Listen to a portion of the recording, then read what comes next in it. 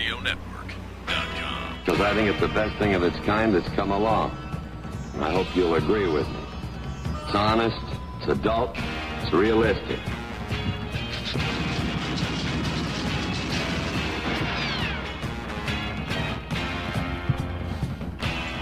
All right, it's the Outlaw Radio Network for the first Sunday in July, July 6, 2014. Happy belated Independence Day to everybody.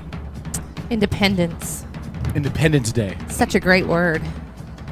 Well, clearly you've been divorced. Anyway, thanks for checking out the show as we get into the second half of the year officially underway now. We're already Can you believe it? There's St. Paul, the voice of reason. I wasn't sure if your mic was on. Look at that. We're already halfway through 2014. I've learned how to appropriately hit my mute button. Have you? Yeah. We'll see if that works tonight. We'll follow it. So, well, if you're gonna go like he called me earlier today, Don, already preaching the Kool-Aid speak. So if he keeps going with that, I'm gonna have to click that mute button a lot. That's funny. I was clicking Don's button earlier. All right. So listen. Were you double clicking her mouse? K-Dog the Loose Double Cannon. clicking the kitty. Don Marie. No, just kidding. Don Marie. Is it Don Marie? Is that what you're going by? Don Marie. Don Marie. Okay. Don Marie. How much have we worked together now? I don't know It's been why. a little while. I said It's been Don a few Marie. years. I said Don Marie, and for some reason I thought it just sounded off. St. Paul, the voice of Reason. Say it. Reason.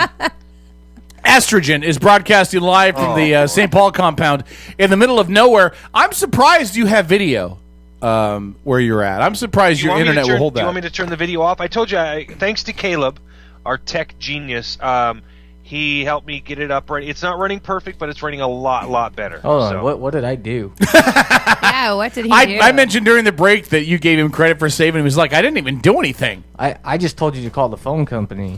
What happened? I called the phone company. And they actually fixed it this time? No.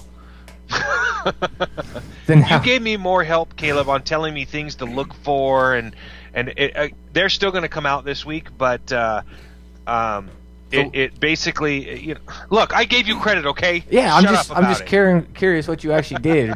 Listen, hey, I got to ask a question. Dawn wants to rant in a second. Sure. I have a video I want to play that is perfect to go with her rant, but Strip won't play it because it has some swear words in it. Now, I think that all of you have been victims of swearing in the first hour of the show. Oh, God. This perfectly applies to her topic. So can all of us override this no swear thing just for the purpose of this video? Because it will go perfectly with what Dawn Marie wants to complain about. As long as the FCC in there, in the other room. FCC can kiss my... All right. No, he's our FCC. He's the FCC? Yeah.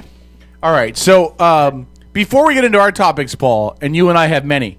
Yes.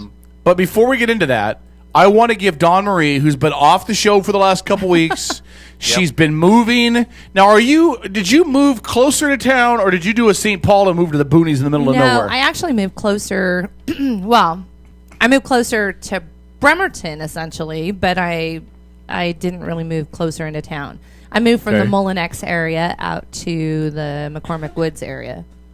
Okay. So you're still on the south end. I just went from one side of the country to the other side of the country. Don, are you in one of those quadrant home developpements? Yeah. What do you think about Quadrant? I almost bought a Quadrant with my ex-fiance. The house is a really nice house. We're very happy to be in it. But as I spend more time in it and I look around and I see the quality or lack thereof, Yep. and for example, the crown molding in my home is like piecemeal. Is it really? As I'm looking at it. Now, I didn't build it. Somebody actually picked this design out. Actually, I built a lot of those homes. And they built it, yeah. Good job, did you do Paul. the crown molding? Because my crown molding looks like crap. I did the foundation work. And listen, St. Paul, the voice of Quadrant. No, well, here's my problem with Quadrant homes. They're a lot like Highline homes, in that the home, if they would put as much time, money, and effort into the homes as they do into the landscaping and the streets and the exterior appearance of the development, the homes would be more worth their money. Hey, aren't those homes pretty big, though? My house is huge. Yeah. Holy cow! Did you buy your house? No, Are you I buying did not. You're renting. I did not. I am renting. We were very, very lucky to have some people come into our lives about the time that we were going to be looking for a big house because, I have a lot of spawn. And so we require a lot of space in my house. And we were very lucky to find this house. It's a great house at a great price. Maybe somebody did the crown molding themselves afterwards. It's possible. It was an older lady who had the house. Like Paul one of the probably did rooms, the for crown example, molding. I know used to be a cat room. What color is the crown molding? It's white. It's white. It's white and very piecemeal together. So, and you can tell there's been some upgrades since the house was built. But all in all, it's a very nice neighborhood. The houses are super cute and Super close together, right? They're super close together. That's why I didn't buy one. I can hear sounds coming out of my neighbor's house that I am not too particularly fond. That's why we were looking at one when I was engaged. I was living in Paulsbo, and they were just building the quadrant development out there off of whatever road that is by the McDonald's. Yeah, the one up by McDonald's. Yeah. And so we almost got one there, but it was too close together. They're very close let's just together. cram however many people we can into one of these developments. I thought, screw that. And you know what the sad thing is? And then I bought a house in downtown Bremerton because clearly I'm an idiot. But go ahead. The sad thing is, I was all stressed out because, we're moving into a neighborhood. We've been out in the sticks for a while, and we got a coon hound while we were living in the sticks. And that's racist. I was going to say, you can't say coon on the radio, but go ahead. I can say coon on the radio. But anyway. No, you can say coon hound. You can't say coon. So I was very stressed out because, here we got this hound dog. And he's all boy and real goofy. And, poor Trey has had my dog at his house for the last couple weeks. And I've been getting a little bit of horror stories here and there from them because he's kind of loud. So we've been kind of stressed out about it. Really worried that we're going to be bringing this, country dog into a neighborhood. And I'll tell you what, I have the quietest dog on the block. Like the Great Dane next door to us. I was all worried about Cy being like super loud and obnoxious, and it's not my dog, which is really nice. But it is so close together, and that was one of the things that freaked me out the most was whether or not my dog was gonna, be an issue in this entire move. But since he left Trey's house, he's very quiet. So Trey, if you're listening, I haven't had a chance to talk to him. That's amazing. Yeah, no, but it's great. So it's a nice neighborhood, but yeah. And I will say there's a new development going in, like right behind ours. We're in the first ridge. Yeah. And there's a new development. Called Second Ridge? No, there's Ridge 1, Ridge 2, and I don't know what the third development is. But then there's a fourth development called Freedom something. Oh, Paul should live there. Freedom something. Anyways, it's Freedom something. And the houses that are going in are not quadrant, but they're another really popular brand of home. I can't think of the name. Cardboard listen, boxes. can I just say this? When your advertisement is buy your home by the square foot, that's a big red flag. Well, no, it's a great idea in premise, right? I mean, it is. No, it's horrible. In premise. Because what happens is let's take, because of what I do for a living, okay? Let's take your foundations, for example. Sure. And a foundation will take guys 2 weeks to do the whole foundation, the footing and the walls, okay? And a company like Quadrant will say, I want you to do the whole thing for 2 weeks for $5,000, okay? And the contractor will be like, dude, if I do it for $5,000, that I don't make any money. He's like, well, if you don't do it, I'll go to the illegal Mexican crew down the street. They'll do it. And that's how they operate. That's how they do business. And companies like Quadrant, like Highline, they drive the prices so far down because of their unfair business practice of hiring people. They hire literally the cheapest people that they can find to do the work, because they have a set price for each portion of the house that's being done. And as a contractor, you either have to meet it and get the job and keep your guys working, or you don't take it. So you don't go in and bid. They tell you what you will do it for. You see what I'm saying? Yeah. Sure. We'll talk about illegals and immigration later in the show because yes, we will. Yeah, we will. I'm looking at a picture of your smoking hot wife right now in what appears to be a community pool. Even though I know it's your own personal pool. Your smoking hot wife. So are we still having a big... She is not happy at me for that picture, by the way. Did you take that picture? It looks like it's a selfie. Yeah. I did. No, I took it from the side of the pool. So let me ask you a question. Are we still having a birthday pool party at your place on the 19th? Well, you haven't. You keep bringing it up, but you've got all over Facebook that you're having a librarian and barbarian party. I'm on the 18th at karaoke. My birthday is not a one-day thing. My birthday's a one-week thing. It starts on the 16th and it goes to the 23rd. As much nonsense as I can fill it up with, I'm totally happy. So on Friday, the 18th is my party at the clubhouse. Is my party on the 18th. It's a librarian and barbarian party. Dawn will be there dressed as a librarian. I will be there. She'll be a barbarian. I'll be there dressed as a librarian barbarian. And that'll be the 18th.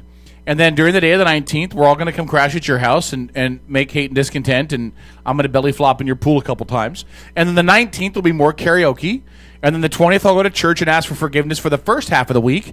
And then that night I'll have the show, and it'll all start over again. So it's all good in the hood. Nice. So, anyway, yeah, all right, long story short.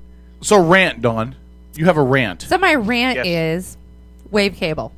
Yes, Wave I'm Cable. not sure how many of our listeners work for Wave Cable, but I am very unhappy with Wave Cable. How many people could actually work for Wave Cable? Isn't there like 3 guys in the back of a pickup truck? You know, I don't know. That's what it seems to be. Illegal Mexicans that Paul was talking about earlier? Wave has a huge area. They do, and they do. expand to several different states. They have Stanwood. They have part of North Snohomish County. No, I'm got, talking about rap. No, but I mean, they're some people think Wave is like this just small pocket in Kitsap County, which is not the case. No, They've it's got not. pockets all over the state. It's owned by some. Actually, well, it was owned by a bunch of private bankers. Now it's pretty much owned by one guy. Well, it's very unfortunate Mr. that one Wave. guy has not visited me in the last week. Mr. Wave. Well, He would understand why I'm so ticked off. he pretty much. Dawn, tell us, why are you ticked off? Hey, go ahead. I'm ticked off because where we live, we should have really good cable service. Being that it's a new development, there should I feel your pain. be good cable installed. And I actually went from CenturyLink Internet and what is not the Dish Network, DirecTV, and phone service to having all Wave Cable for a couple different reasons. Number one, it was going to be about $200 a month cheaper than what I pay for my services now. You must with be all of downloading them a lot combined. of porn. Jeez. All right, go ahead. I gotta have HBO. Paul understands why I have HBO. But anyway, so I at do, the time, totally. I needed, my big thing is my business out of my house. I need to have internet service at all times. On top of the fact that I also have the crappiest cell phone company in the world, Sprint, thank you very much, who gets signal nowhere. So I have to run a special antenna called an AirRave from Sprint through a modem in the house. So I've had no phone service as far as my cell phone goes. But also my internet, that the guy was supposed to be there between 12 and 4 last Saturday. He called me at 5:15 to let me know that he was running late and that he wouldn't be there until after his job in Silverdale was finished. And then when he walked in my door at almost 7 o'clock, he announced to me that he was on overtime. Now, mind you, I've spent all day there. Yeah, because you had to wait for him. Exactly. Unloading boxes. I have plenty of stuff installers. to do. I've got no internet service, no TV. Missed my Sounders game. Was not a happy. I was not happy. Probably actually, I didn't even miss the Sounders game. I can't remember what it was. I missed. Oh no, it was a Sounders game. I missed the Sounders game. And Sounders are the U.S. versus Belgium. no, I didn't miss that game. I promise you. Okay. But I did miss the Sounders game, and I was pissed off because here it is. It's almost 7 o'clock. He finally shows up. He announces he's on overtime. I have two, mind you, connections in the house that we live in. There's none in any of the bedrooms or anything else. And I tell him that I need some. I need a couple. There's 4 of us that have TVs and whatnot. But it's more important that I have my internet connection. And then my phone service that's going to go through, it's supposed to go into the wall. He's supposed to change it from outside from the phone company to the wall. Sure. So I can plug my phone into the wall. Not only does he not complete the installation after announcing that he's on overtime and he doesn't have time to do my job that I've waited around for, that they're billing me to do, he doesn't get the phone installed right. So the phone's installed into the back of my modem, which is supposed to operate everything in the house, all the computers and everything else. And then on top of it, leaves us with one working TV jack. What? One he dedicated straight to the modem, and the other one he dedicated straight to the TV jack. And if you're watching TV in the house, it seems to slow the modem down. Right. So I've complained about this all week long, repeatedly. Right. I'm told we'll call you back. We'll give you an estimate on how much we want. We're going to charge you again to come back out to your house. We were late. We charged you to come out. Now we're going to charge you again to come back out and finish a job we didn't finish in the first place. And then Wave. Did you call and complain? I have complained. My mother was having the same issue this week, and then the neighbor across the street from us was having the same issues this week. Cable speeds the last couple weeks in Port Orchard have been very slow with Wave Cable. But the fact that the customer service absolutely sucks, that they want to charge me to come back out again, and then on top of it, didn't finish the job. The fact that this guy announced that he was on overtime, didn't do it, and I've got crappy spotty service. I haven't seen any social media all week long because you can't run anything fast enough. Sure. I've got no phone signal because I can't plug my cell phone antenna in that I need for my crappy-ass Sprint phone, and then getting them back out there. So I leave my house the other day. They were supposed to call and let me know when they come back out. The guy shows up, pulls in my driveway, doesn't get out of his truck. Really? And leaves. Why? I have no idea.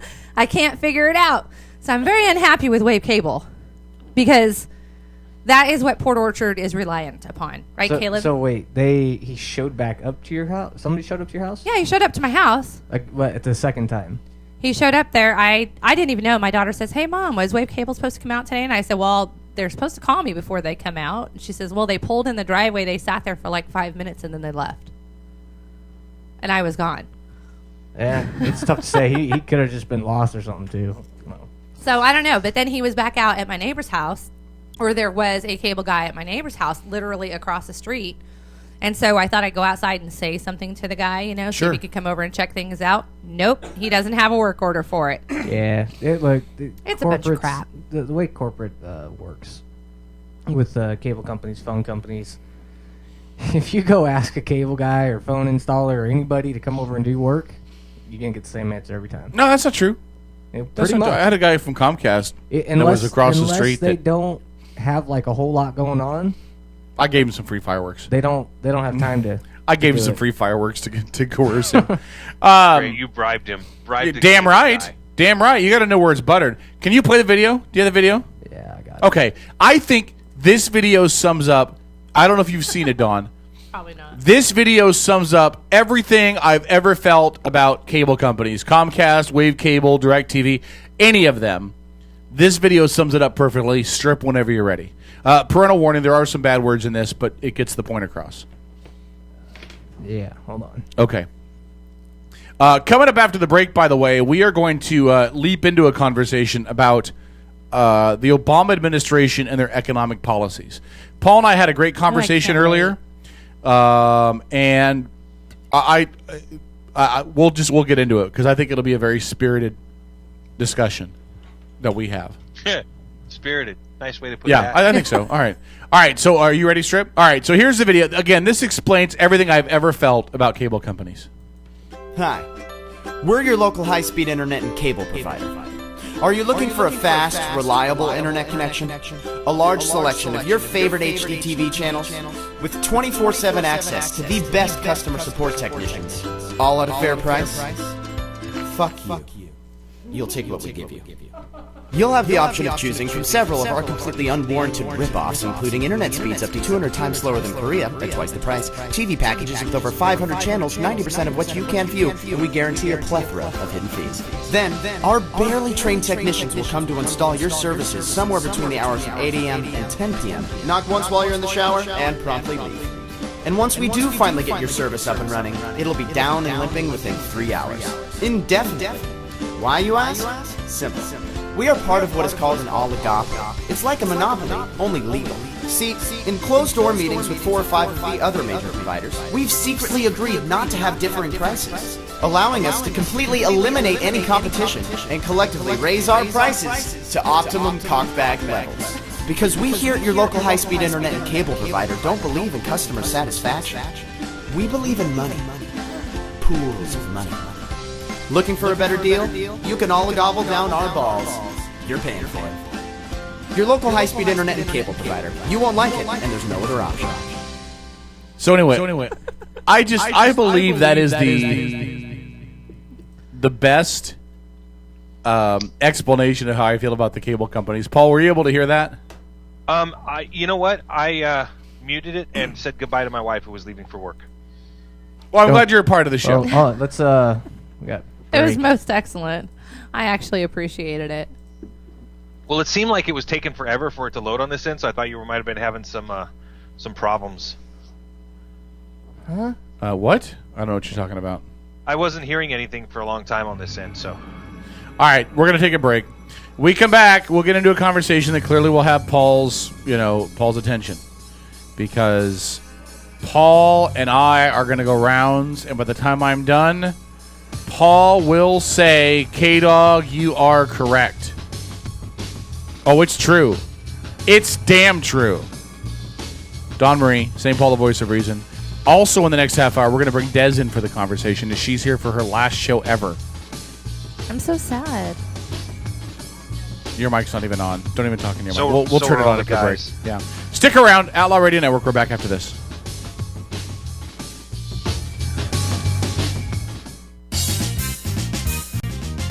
The Outlaw Radio Network. Paladin Data Systems is in the business of successful technology product deployment. Paladin Data Systems provides information management products and solutions to government agencies and others that need a trusted, experienced technology partner.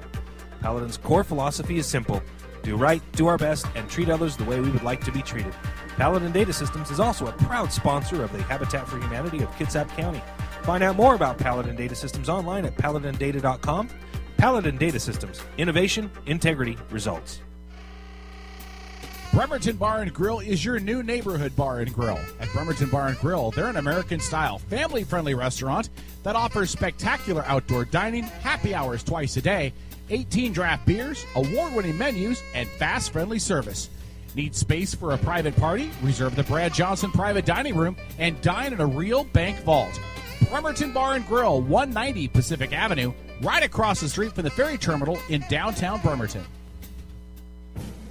Coinforce.com is your headquarters for superior quality challenge coins, proudly serving military and non-military customers worldwide. Located near the main gate of McCord Air Force Base and close to Fort Lewis, Coinforce.com is owned and operated by retired military veterans. Coinforce.com understands your needs and are proud to continue serving the military community in our own special way. For an undisputed best value, extreme quality, and superior customer service, when you're looking for the world's largest selection of challenge coins, visit Coinforce.com, owned and operated by retired military veterans. Cliff Cycle Center is an authorized full-service dealership that markets Kawasaki, KTM, Suzuki, Aprilia, Vespa, Piaggio, and Kimco scooters. At Cliff Cycle Center, you'll also find Kawasaki and Yamaha personal watercraft and Kawasaki, Polaris, and Suzuki all-terrain vehicles. At Cliff Cycle Center, they invite you to come on down and have a cup of coffee on them. They'd love to meet you at Cliff Cycle Center, 1200 Charleston Beach Road, across from the shipyard. Cliff Cycle Center. The Kitsap Humane Society is an independent nonprofit committed to providing positive, life-changing solutions to people and companion animals. Our vision is that every adoptable animal has a home. In 2010, we rehomed 4,111 pets. For more information on our programs, services, and animals available for adoption, visit us on the web at kitsap-humane.org. Kitsap Humane Society. Rescue, rehabilitate, rehome. The Home Buyers Association of Kitsap County is an association of professional builders, subcontractors, service providers, and purveyors representing the home building industry. For more than 50 years, the Home Builders Association of Kitsap County has provided information, education, and services that promote the health and welfare of the home building industry. As leaders of the industry, the Home Builders Association of Kitsap County fosters safe, affordable housing and addresses issues affecting our industry. To find out more, visit them online at kitsap.hba.com. The government has deliberately sought to deceive the United States by false statements and expressions of hope for continued peace. You're listening to the Outlaw Radio Network. OutlawRadioNetwork.com. This country can't be knocked out with one punch. We get right back up again, and when we do, the world's going to hear the roar of our engines. All right, it's the Outlaw Radio Network. I love coming in and hearing Clint Eastwood in the intro. Makes me feel like I've slipped off into retirementsville. I'm just kidding. Paul's a big fan of well, at least Clint. you're not talking to an empty chair. Well, it's happened on this show before when Dawn was gone and you were on your Skype at home. Anyway, so Outlaw Radio Network, St. Paul, the voice of reason from the compound. Dawn Marie to my right. I am K-Dog. Also, let's turn Dez's mic on just for a sec. Hi, Dez. Hi. So you're really going to leave us? Yeah. The fourth hour is going to be all about Dez. At least in person, I'll be gone. The fourth hour is going to be all about Dez. Okay. Slightly worried, but okay. Yeah, it'll be awesome. Oh, you should be worried, Des. Be I know, I'm always worried. Afraid. I should always be worried when Hold Kevin on. makes an idea. Is that better? I can She hear can things. hear now. All right, so we're going to start the conversation. Now, I have a feeling this will roll over in the next hour because I came across an article, and the article inspired me to do some other research. Yes, I do research. So let me read you the article. Okay? And then everyone can chime in. Okay? This was an article from AOL News, one of the trusted names in online news. And what the title of this is What's Making U.S. Economy a World Beater, 5 Factors. So this is an article by Paul Weissman, who, again, is a very liberal. He's a supporter of Obama and his policies. He's a very left-minded journalist. Washington, how did the U.S. economy do it?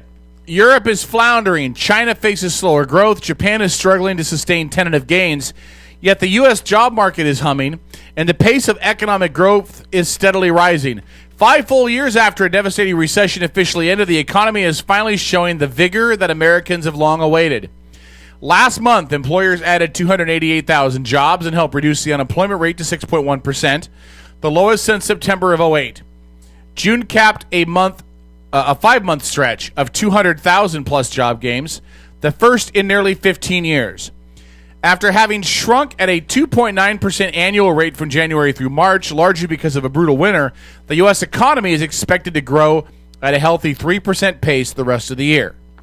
And then it gives 5 reasons, which we'll break down one by one, that this article explains that the U.S. economy is in a much better place than the other economies around the world. Before I do that, though, I want to give Paul the opportunity to speak about just the opening part of that, because I know that there's much he'll say. Well, first of all, the entire argument about the unemployment rate is a fallacy. I mean, Kevin, can we be honest here for half a second? Can you be honest with the listeners for a second? Sure. Do you think that the Bureau of Labor Statistics, the numbers they put out, are accurate and true with regards to their unemployment numbers? Do you think those numbers are true? No, and I don't put any stock in the unemployment numbers. What I do put stock in is a 5-month stretch of 200,000 plus jobs that have been gained, and that hasn't happened for 15 years. So the unemployment numbers, you're right. I think those are totally skewed and based on whatever they want to base them on. I'm looking at a concrete number of 200,000 plus jobs that we haven't seen in a 5-month stretch consecutively for 15 years. Yeah. Right now, the real unemployment rate is at 12.2%. Again, it's best. Listen, you can, whether or not, if some Republican that I hoorah behind is in office, I can find all kinds of numbers to support why he's doing a good job.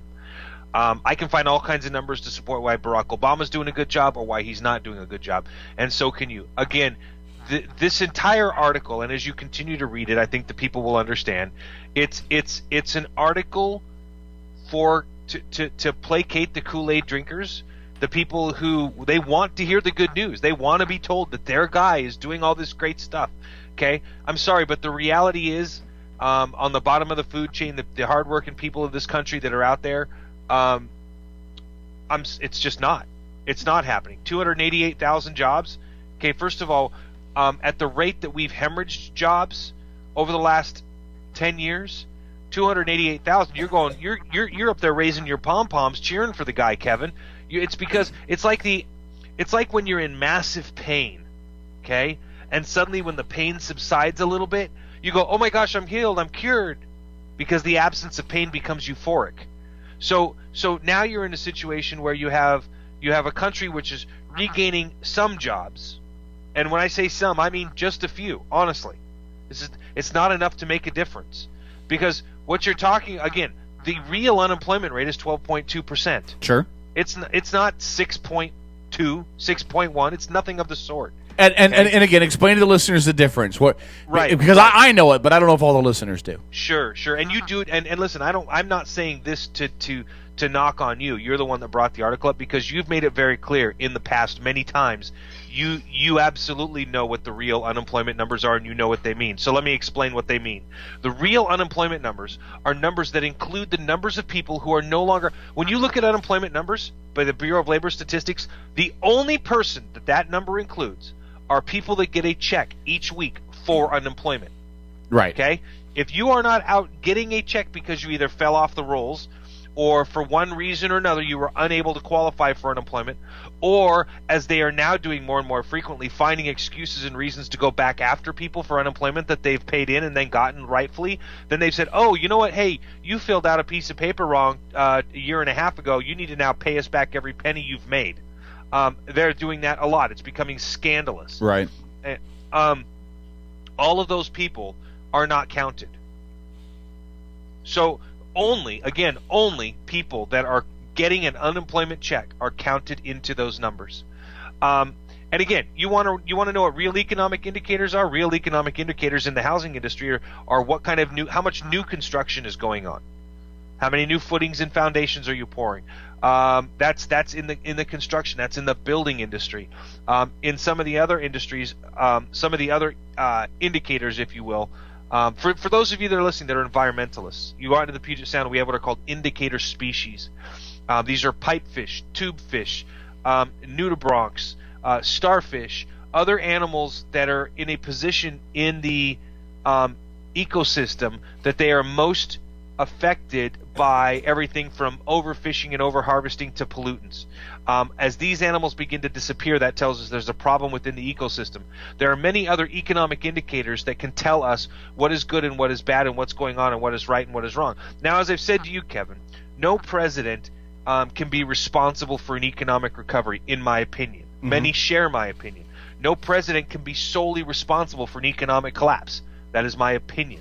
Anybody who says to you, this is a fact, well, they're lying.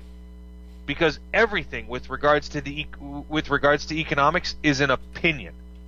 Every single aspect of it. So anybody who goes out and touts economic numbers as a fact, and B, the end-all be-all of the discussion, is just flat-out lying. So I hope that the people that are listening, please take that to heart. And that's why, again, I'm not trying to demean you for posting the article or talking about it, because this is very good stuff to talk about. But let's be honest, 95% of the people who would read this article would say, oh, gee, this guy, he's a reporter. They don't know anything about him. They don't know that he's a staunch supporter of the president's, are going to read this information and go, well, gee, I guess the president's doing a good job. I guess his policies are working. Because honestly, they're too stupid to know any better. Well, I'm going to explain to you, though. I'm going to explain as we go through the list. Yes. Okay, I'm going to explain as we go through the list why some of this, I believe, goes back to the roots of Obama's domestic spending agenda. Okay. Really? Oh, you mean the shovel-ready jobs? So here we go. Here's a good one. Don, do you have any? Hold on. Let's give Don a chance. Do you have anything to say so far? No, I'm listening to the two of you. Okay. Do you have anything you want to add? Nope. I just want to listen for a minute. She's going to listen for a minute. So if you 5 years ago now, in downtown Bremerton, they built this big new beautiful parking garage. Have you guys seen it? Yes. Yes, beautiful parking garage, huh? Well, there was a big sign up as they were building that said, putting America back to work. And then it had a big presidential symbol and a picture of Barack Obama. And it says, brought to you by President Barack Obama, putting Americans back to work. You want to know what was really cool about that job site, you guys? I know this story, but go ahead. Nobody working there spoke English. They brought in an interpreter just to back concrete trucks up, and so that they could tell people where to pour concrete. A lot of Russian, right? A lot of Russian workers. They were all from Ukraine. Yeah, they were. The whole crew was Ukrainian. So the whole idea of this, and again, I'm not blaming the president, but because honestly, he doesn't he's not the one out there saying, yes, do this job, don't do this job. I mean, he might say give money to Cylinder in the neighborhood of $25 million, and if we never get it back, so what? But he's not out there picking and choose. Oh, well, I guess if you look at General Motors, Saturn, and a couple other automotive companies and cash for clunkers, never mind. My entire premise is wrong. The president was picking winners and losers. Never mind. All right. I'm going to send that to Caleb. Have him put it on the show on the screen later for Paul. There are just some things you can't unsee. I know. I just totally saw something wrong. So here are the reasons why this writer believes that the growth of the U.S. economy has fared stronger than the rest of the world's economy.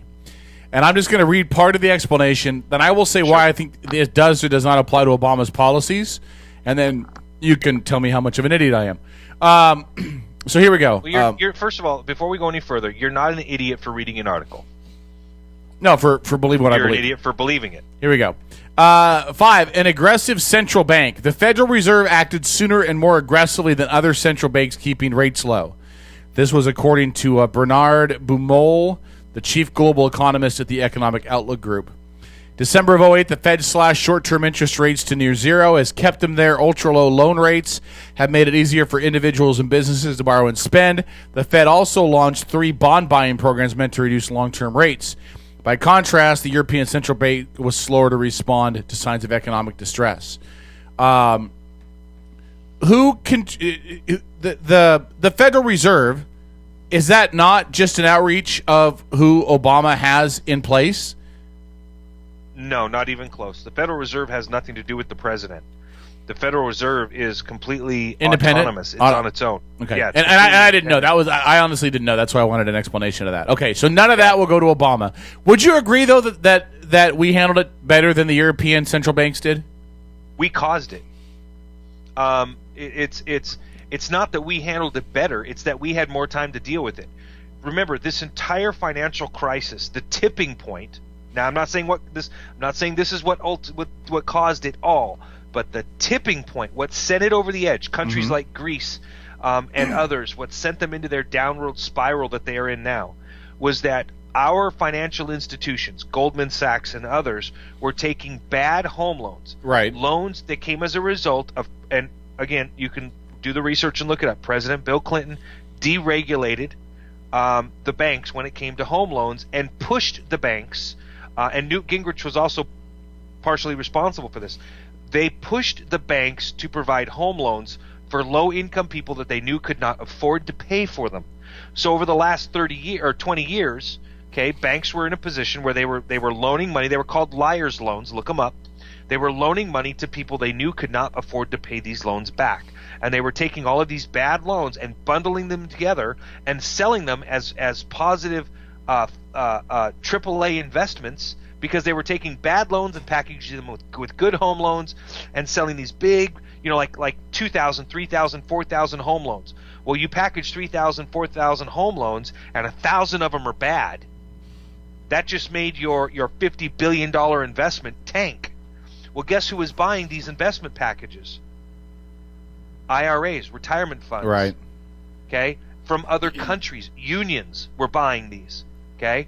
And so when they started going bad and they started collapsing literally overnight, there was no getting away from it. There was no getting out from underneath it. And it affected these folks who purchased these first. Okay? Well, we had the most time to deal with them. That's why we seem to fare it better. That's the easiest way for me to put it. You see what I'm saying? It's like if you're in a line of boats and you're the last boat in the line, and you see the first boat hit an iceberg. Well, you have a lot longer to course correct, don't you, than the other ones in front of you? Sure, yeah. So the further you are away from that iceberg, the more time you have to change your course. That's why we fared it better. That's the best way for me to put it. Okay. Reason number 4, and I'll give credit where credit is due to Bush and Obama for this one, in my opinion. The United States moved faster than Europe to restore its banks' health after the financial crisis of 2008 and 2009. U.S. government bailed out the financial system, subjected big banks to stress tests in 2009 to reveal their financial strength. By showing the banks to be surprisingly healthy, the stress tests help restore confidence in the U.S. financial system. Even though I hate the banks, especially J.P. Morgan Chase, you can suck it. the idea of bailing them out before they went out of hand was a very bold and controversial move that, looking back, seems to have paid off. Well, it seems to have paid off for the moment. Again, you've got a bleeding hatchet wound, and you staple it shut. You know, the real question is, how long is it going to take to heal completely? I don't have the answer to that. I was critical of it because I'm a firm believer in self-correction in the economic markets. I believe that if a business fails, it should be allowed to fail. And even though the immediate consequences can be devastating to a lot of people, when we make investments, we always take a risk, right? Sure. And people need to be allowed to suffer the consequences, both good and bad, of those risks. Well, So okay, if but here's my issue with that, though. That's like cutting the brake lines on a car and then saying, I'm a firm believer in the safety of a seatbelt. Well, no, that is not. It is exactly because the federal government essentially created the mess by not only allowing but encouraging the banks to make stupid investments. And then afterwards, we're supposed to believe that the banks are automatically going to correct themselves when all the regulations and all the things that should have governed them, all the things that should have halted this before it got this far out of control, was released off by the government, and then you're praying for a seatbelt. They would never correct themselves. Kevin, they still haven't. The banks still aren't loaning money. I mean, you know how long it took me? We were pre-approved on our new house, pre-approved through the VA. Okay, before we even went looking at houses, and do you know how long it still took us? A long ass time. Eight months. Ridiculous, to the point where we had to get pre-approved twice. Now that is just unacceptable, uncalled for, and ridiculous. Okay, and part of the reason is because the banks went from one extreme to the other. Well, we'll give money to anybody. We'll even do liar's loans. Now they won't give money to anybody. It was so bad, and I don't need to get into all the details, but let's just say it's bad, and it's not. This is not a self-correction. What this is it's a forced behavioral modification. They're not doing it because the market is forcing them to. They're doing it because Papa Government is standing over their shoulder with the little whipping stick, tagging them on the knuckles, and saying, "You will do this, you won't do that, you will do this." Well, you know what? You're always going to be resistant when somebody is doing that to you. You have in our what should be laissez-faire economy, self-correction needs to be the tone of the day. It needs to happen every day, because again, when I say the president picks winners and losers, okay, your small business that you work for goes under, you can't go to the government and say, bail me out, okay? But the government says, well, I need the banks. No, you don't need the banks. Because if a bank fails, a void will be created, and somebody will step in and fill that void. That's the nature of capitalism. It always happens, without a doubt, religiously. Does it not? Let's do this. Let's go to the phone calls. We got Eric who's joining us on the line. Eric, thanks for calling the show. Welcome to the Outlaw Radio Network. What's up, buddy? And I was going to wedge in on the bailout issue, on the debate there. And personally, I've discussed this with a lot of friends as well, and I get in heated debates with this. Is that person? I think the only good bailout was the GM bailout. Why? Okay. Yeah. Why? Because why you think about it. Yeah. Well, okay. Yeah. Hear me out for a minute here. If GM went belly up, you look at everything in our country that's powered by a GM. That means Detroit's going to go down. Who's going to service these Detroits? Who's going to put these Detroit engines on the line? Nobody. Train locomotives. Those are 90% of them are GM Detroit diesel engines. So we got so many things that are powered in our country with GM. If GM goes down, I think 90% of our country would suffer from that. Yeah, but another company would come in and buy them up. That's what happens anytime. That was the thing, Eric. Right, but Eric, how long would that hold on a take second. for that to happen? Hold on a second here, because the thing about Government Motors was that they were on the verge of filing they would have filed bankruptcy, which would have allowed them to reorganize. When the government took them over and became the primary shareholder, the government then used the power of their leverage of saying, you will do it this way. And you know who ultimately got screwed? All the small companies that GM owed all that money to. Yep. Okay? Those companies, there were 32 companies that employed 30 people or less that all went out of business. All of them. Every one of them went out of business. And those were small companies that manufactured small parts that GM was purchasing because their debt was wiped clean by the government with the stroke of a pen. It wasn't a true bankruptcy. It was the government coming in and doing a government-run, made-up bankruptcy. And in doing so, they wiped these debts clean. There was no court action because when you declare bankruptcy, what happens? You go into court, your creditors show up, and the judge says, "Okay, this is how much money you have. You pay these people this much, and you pay these people this much." You know, and it's all based on percentages and how much money is owed to whom and where, and stuff gets figured out fairly and equitably. When the government came in and bailed out GM, it wasn't fair and it wasn't equitable. And the stockholders also got the proverbial hot poker up their ass. They got screwed. Okay? And you know, the government touts. They're like, "Oh, look, GM has paid back the money that we gave them." Of course they did. They got a clean slate. Their cost of doing business on making a car fell so sharply that it was ridiculous. But did that price break come along to you and me, Eric? No, it surely did not. It surely did not. And definitely what Caleb said is correct. Had they filed bankruptcy, they would have had their shareholders would have broken them up and sold them off piecemeal. So GM would still exist, the companies, all the parts would still exist. They just would have been bought up by other large companies. And they would have been integrated into their companies. So, you know, again, when you do business poorly or you negotiate bad contracts, for example, with a union, at some point, it comes due, baby. It comes due. And we can't – and that's why the axiom has started up, too big to fail. What is now too big to fail? How do you define what's too big to fail? What's the next company that you're going to say, well, we can't – you know, we need to bail them out but not all these others? You see what I'm saying? You following me? Right. I see what you're saying. And they say I'm not against them, you know, for a long-term milking the bailout money, but I'm just – you know, I'm thinking that for a short period of time, I think had they just put, you know, I personally think that it could have done more damage. I don't disagree with you. They should have filed, you know, bankruptcy over a long period of time. But I think we're in kind of like a heat of the moment deal where if they weren't going to get bailed out, who would have come in and took over their stuff? I guess is what I'm saying. At that period of time, Ford. Yeah, Ford. Maybe Toyota could have made a play for him. You know, one of the larger Japanese companies could have. Remember, Ford was the only motor company in the United States that did not take a single dime of bailout money. I want you to remember that. And guess where Ford's at? The top of the list. They're the top blue chip stock in the automotive industry right now. And again, because they did it right. You know, they're doing business right. Now, you may or may not like Ford cars. That's not what we're talking about here. We're talking about as a business, though. Right. Who did it right versus who did it wrong.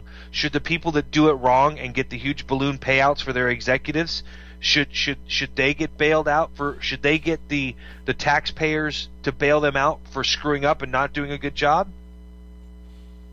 I'm not saying the answer. I'm just but asking the question. Here's the other question that comes with the auto bailouts, and it's one of the only convincing arguments I heard that it was a good idea to do it, is the fact that not only, let's say, GM goes out, but all the other companies that make GM products Saturn, Hummer, Detroit.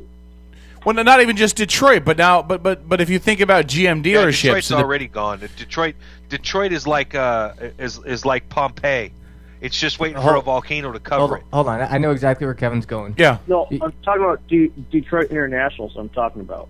Right, but what I'm talking about is if you take GM and GM goes away, not only it wouldn't have gone away. That's the whole thing. That's the part I think you guys are missing. Well, but I still think you would have seen consolidation though. Let's say Toyota stepped in and bought them. The name GM, yes, probably would have went away. Yeah. General Motors would have went away, but the company itself would have been bought up. They'd still sell cars, the same brand cars, right? Exact same cars. But you would have consolidation in the marketplace. So there wouldn't be two separate companies building airbags for Toyota and GM, they would go with one. There wouldn't be two separate dealerships on the same street in Bremerton. It would all be under one. And Not necessarily. And you would see a huge loss of. I just think you'd see a huge loss of minor jobs. Not minor jobs, but lower. You've got like, who is the spiderweb jobs. Is it Ford that owns Jaguar, or they own like a higher end luxury car? They do own They own Jaguar and Freightliner, the semi truck. Yeah, company. Do they? There's different dealerships right there. Okay, all right. So. Yeah, and again, I was never a big fan of the auto dealership buyouts anyway, because there's a reason people aren't buying GM vehicles. And that's all I'll buy. That's all. Right? No, and I'm not saying there's anything wrong with GM, but I'm just saying that there's a reason why people weren't buying them. Hold on, Kevin. Don just asked a great question, and since we got to go to break, let Don answer a question. I'd like to hear Eric's answer. Yeah, why is it that you will only buy GM products? Because that's what I was born and raised with, and that's just what I like. It's personal preference. So it's not that it's any better or any worse, just personal preference. Right. Okay. All right. So when we come back out of the top of the hour, we'll continue to break this down. Eric, feel free to call back in if you want. All right, sounds good. You're our hero. All right, thanks, Eric. All right, so we'll take a break. We come out of the break, we'll go over the other reasons listed in the article. Again, I don't think all of these apply to Obama, but I think, for me anyway, some of them do. Paul will disagree, and Dawn is oddly quiet. It makes me scared when she's so quiet. The last time a woman was this... Usually Dawn is really horny when she's quiet. Well, the last time a woman was this quiet around me, I thought she was planning my demise. So... Who says I'm not? All right, we'll take a break. Outlaw Radio Network. Strip's running the boards, by the way, doing an outstanding job. Des is playing on her tablet. I think she's downloading porn. She's twittering. She's twittering. She's twittering? That's awesome, because when I see her, I'm Twitter-pated. Your mic is off. Turn her mic on. Go ahead, say that again. Her mic is still off. All right, we'll take a break. I guess she's been muted. Outlaw Radio Network, top of the hour news with NPR is next. We're back after this. Stay tuned.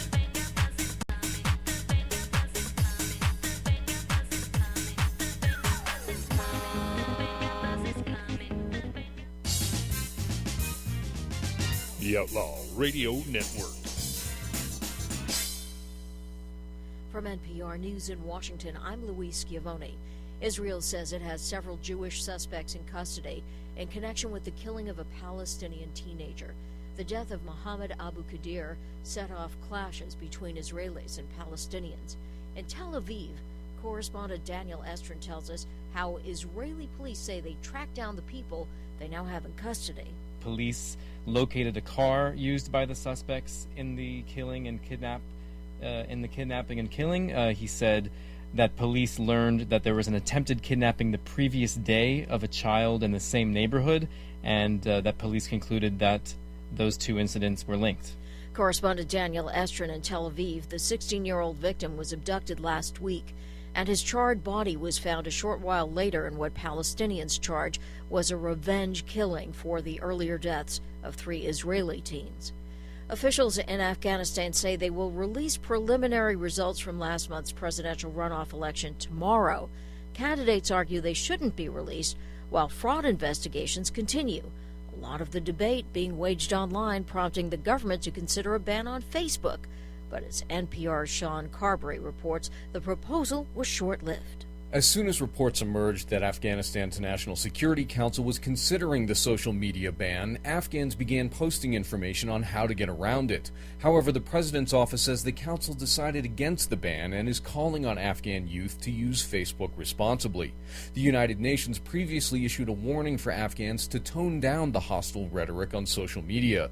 Supporters of presidential candidates Abdullah Abdullah and Ashraf Ghani have engaged in online war since Abdullah declared the election rigged and said he would not respect the results. The international community is pushing the two candidates to agree to an in-depth audit of the results. Sean Carberry, NPR News, Kabul. Harvard University says it is moving ahead with sweeping policy changes on how to handle allegations of sexual assault on campus. NPR's Tovia Smith reports that Harvard is one of dozens of schools under federal scrutiny for policies considered inadequate. Harvard says it's been waiting for months for federal officials to say whether the policies pass muster, but can't hold off any longer and still have the new rules in place when students return in the fall. Under the policy, faculty and staff will no longer investigate allegations. Instead, a full-time in-house professional will be hired to do it. The policy also lowers the bar to prove a case to just a preponderance of the evidence, as the federal government recommends. Harvard's policy also says sexual conduct has to be requested or invited, or would be considered unwelcome and a violation. Some 60 other schools are also under federal investigation. Tovia Smith, NPR News, Boston. This is NPR. In Northern California, the Monticello fire continues to burn and now covers 11 square miles. The blaze is located at the convergence of Napa, Yolo, and Solano counties. Firefighters so far have protected a neighborhood of 40 homes, but due to concerns about winds, an evacuation order still stands. A small town in eastern Quebec, Canada, is marking a tragic anniversary. It was 1 year ago that an accident involving an oil tanker train killed 47 people. North Country Public Radio's Brian Mann was there this morning when the people of Lac Mégantic gathered. An American-owned tanker train filled with crude oil from North Dakota derailed and exploded last July 6, destroying much of Lac Mégantic's downtown.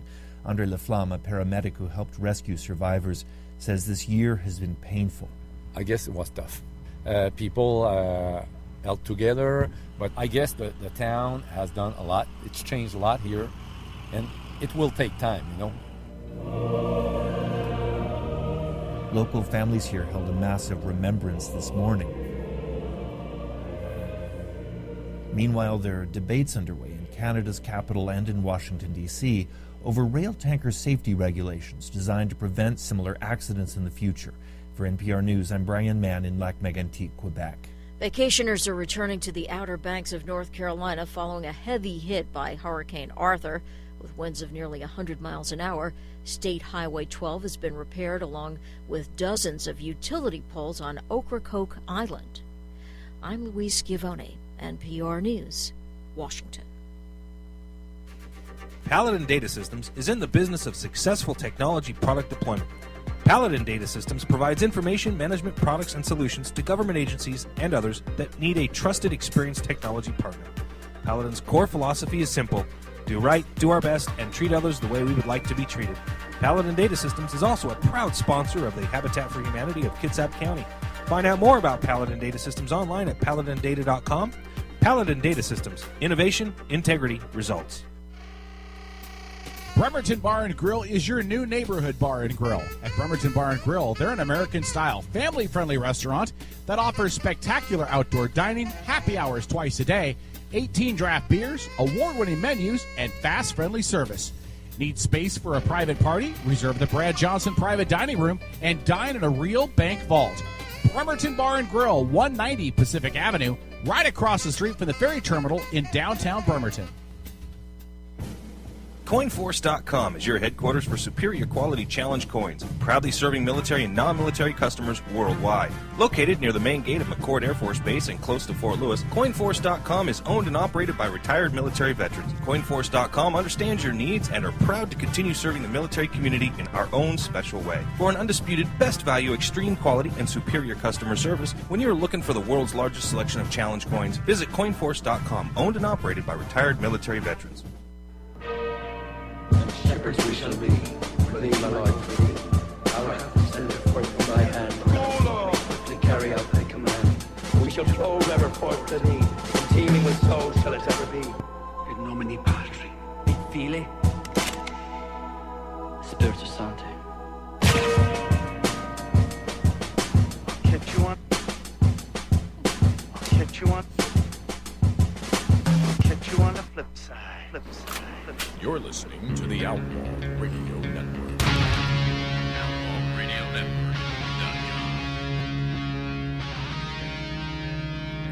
All right, it's the Outlaw Radio Network. Thanks for checking out the show. Thank you. What the heck? Can you hear better now? He turned our volumes down, I think. Something's up with my these. No, he turned it down. Anyways. Mine dropped too. Oh, good. I think now I with can us. hear really good because I haven't been able to hear this entire show. Well, it's the best show ever. Hey, by the way, Paul wanted me to let everybody know he has endorsed Hillary Clinton for president in 2016. Right, Paul? Exactly. All right. 253-617-1440 is the number to call if you want to be a part of the show, just like we heard earlier with our last caller. So you can be a part of the show as well. All right. So I'm trying to hold off until St. Paul, the what is he, the voice of silliness? I don't know. Until he gets back before I get into the whole next set of questions. Or the topic that goes with this. But I guess I'm going to have to do it without him anyway.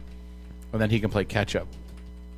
Because, let's be honest, if there's anything a Republican does, it's play catch-up. All right, so what we're discussing is some reasons in an article about why the U.S. seems to have recovered better or quicker than the markets in Europe. We've gone over the first two, which is a stronger central bank and stronger banks. The third one, I'll just read this. This says a more flexible economy. Economists say Japan and Europe need to undertake reforms to make their economies more flexible, more in other words like America's.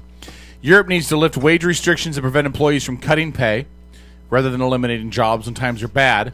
It could also rethink welfare and retirement programs that discourage people from working and dismantling policies that protect favored businesses and block innovative newcomers, the Organization for Economic Community Cooperation and Development has argued. I don't think this has anything to do with Obama. This one is more about how our economic system has evolved over centuries of how we do business in this country. So we do it crap way. Well, we do it. We do it in some ways a lot better than the rest of the world does. But when you look at it, the U.S. is never going to be out of debt. The government itself, they'll never be out of debt with the way the system is right now. I don't know if that's tied to this or not. Well, it is. The central banking, the whole Federal Reserve and everything. That whole system is so skewed and messed up. There's no possible way. We keep borrowing money. Yeah, we just have to. We have to see. We I'm have just to saying. get our budget in line, right?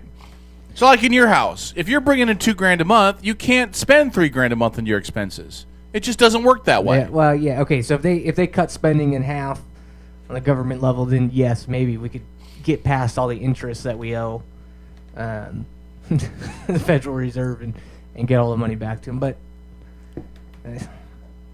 it'll never happen. Yeah, I just think that it's important to maintain what we do in this country, which is to encourage small business, push for small business. We need to give more breaks for small business. We need to find ways to get small businesses to work, because no matter how many people work for, I don't know, let's pick a random company that does a horrible job, Comcast. No matter how many people work for Comcast or Wave Cable or JP Morgan Chase, the business I hate most in this world, there are still more people employed in the country by mom and pop businesses, people that have less than 30 employees. There's more people in those businesses than the major corporations. Yeah, the problem with those, with the mom and pop, a lot of the mom and pop businesses, they don't pay their employees a whole lot. Well, that may be true, but again, a lot of those people are making minimum wage unless you're in Seattle now. Well, that's why I never understood the argument about the whole minimum wage thing, right? I mean, minimum wage is minimum wage for the people with the most basic of education and training and experience. Yeah, but you can't live off, okay, here in Washington. You're not supposed to live off minimum wage. Here in Washington State, you cannot. You can in Seattle now. Yeah. Oh, Paul's back. But where was I going I had with to this? pee. Thanks for sharing. You know, I keep a bottle under the table here. You need to fucking Whatever. You got a catheter. I got a catheter.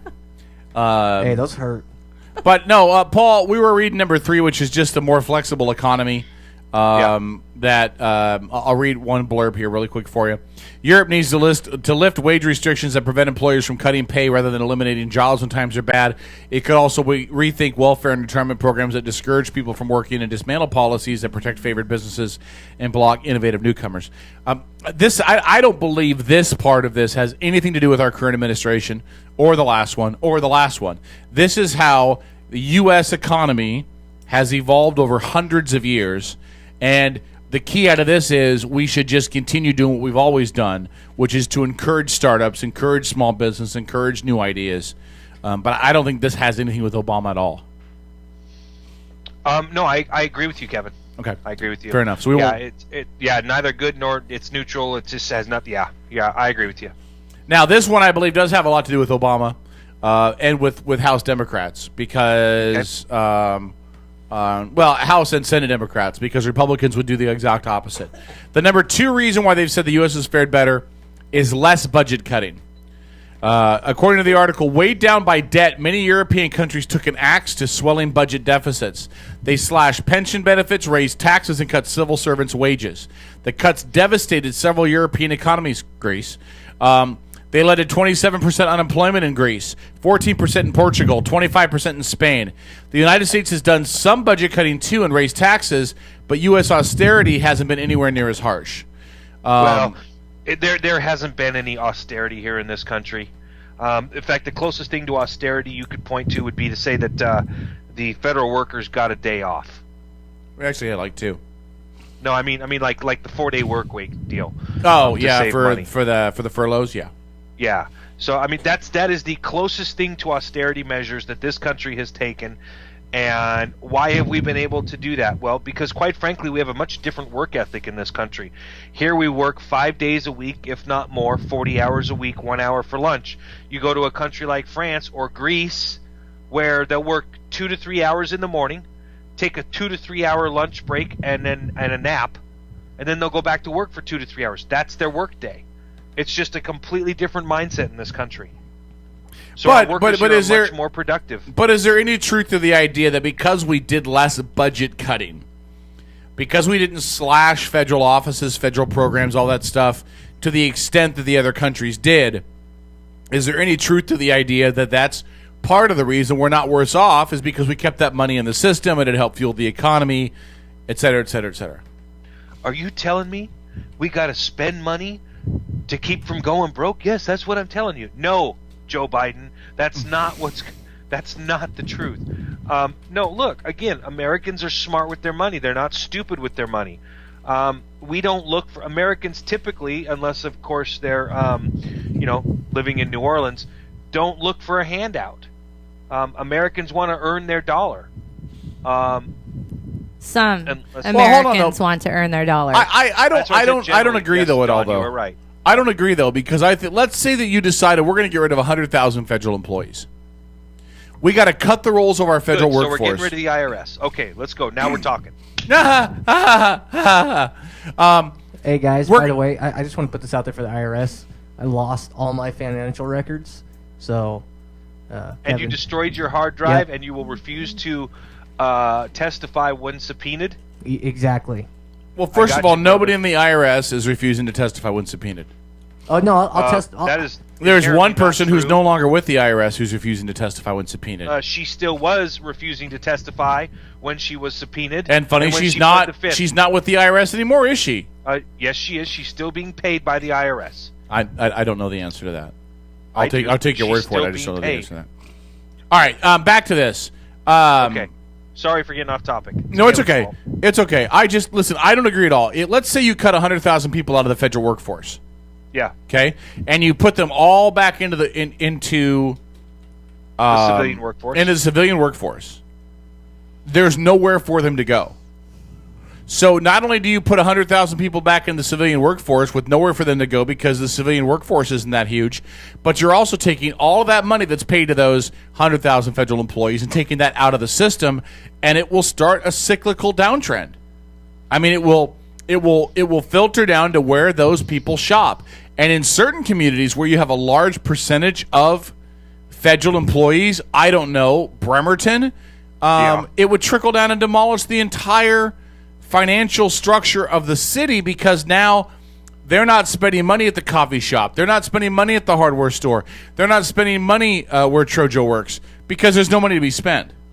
Well, first of all, I would say that you're 75% correct on that. The only thing I would disagree with you on is that even at 100,000 jobs, you're only talking about 2,000 jobs per state, and those can be fairly easily absorbed. Really, when you break the numbers down, Kevin, things begin to look not so daunting and not so complicated. Now, of course, if it's 100,000 people in one place, Okay. Well, hold on. In one town. Wouldn't it be 20,000 jobs? No, it would be 2,000 jobs. Okay, my math is slow. It's okay. It's been really hot today. It has, and I spent all day at the ball field. Really? I spent a good portion of my day in my swimming pool. I hate you. Anyway, well, if you'd come over to your new friend's house, you might. You haven't even told me where you live. I don't have your How about address. Wildcat Lake? You've never invited me. What am I supposed to do? Drive out to Wildcat Lake? You're wrong. Wander up You're and down wrong. the roads, going, Paul, we Paul, sent is out your an house here somewhere? Paul, where's the pool? We sent out an invite actually this Saturday to for everybody who's listening. We are having our housewarming party and my son's birthday party this Saturday. So if you want to come, you let me know. And This I'll, coming Saturday? Make sure this coming Saturday. Can I wear a thong? All day. So if you have a baseball game or whatever, you can come after the game. But we're starting at noon and going all day. And I have my famous barbecue going, and I will be doing ribs and pulled pork, and I will be doing beef brisket. So yeah, it'll be some good shite. All right. Anyway, hold on. Here's the number one reason. Yeah. Here's the number one reason. Dawn, do you have any comments so far? Nope, just listening. Dawn is ducking her head and running for cover.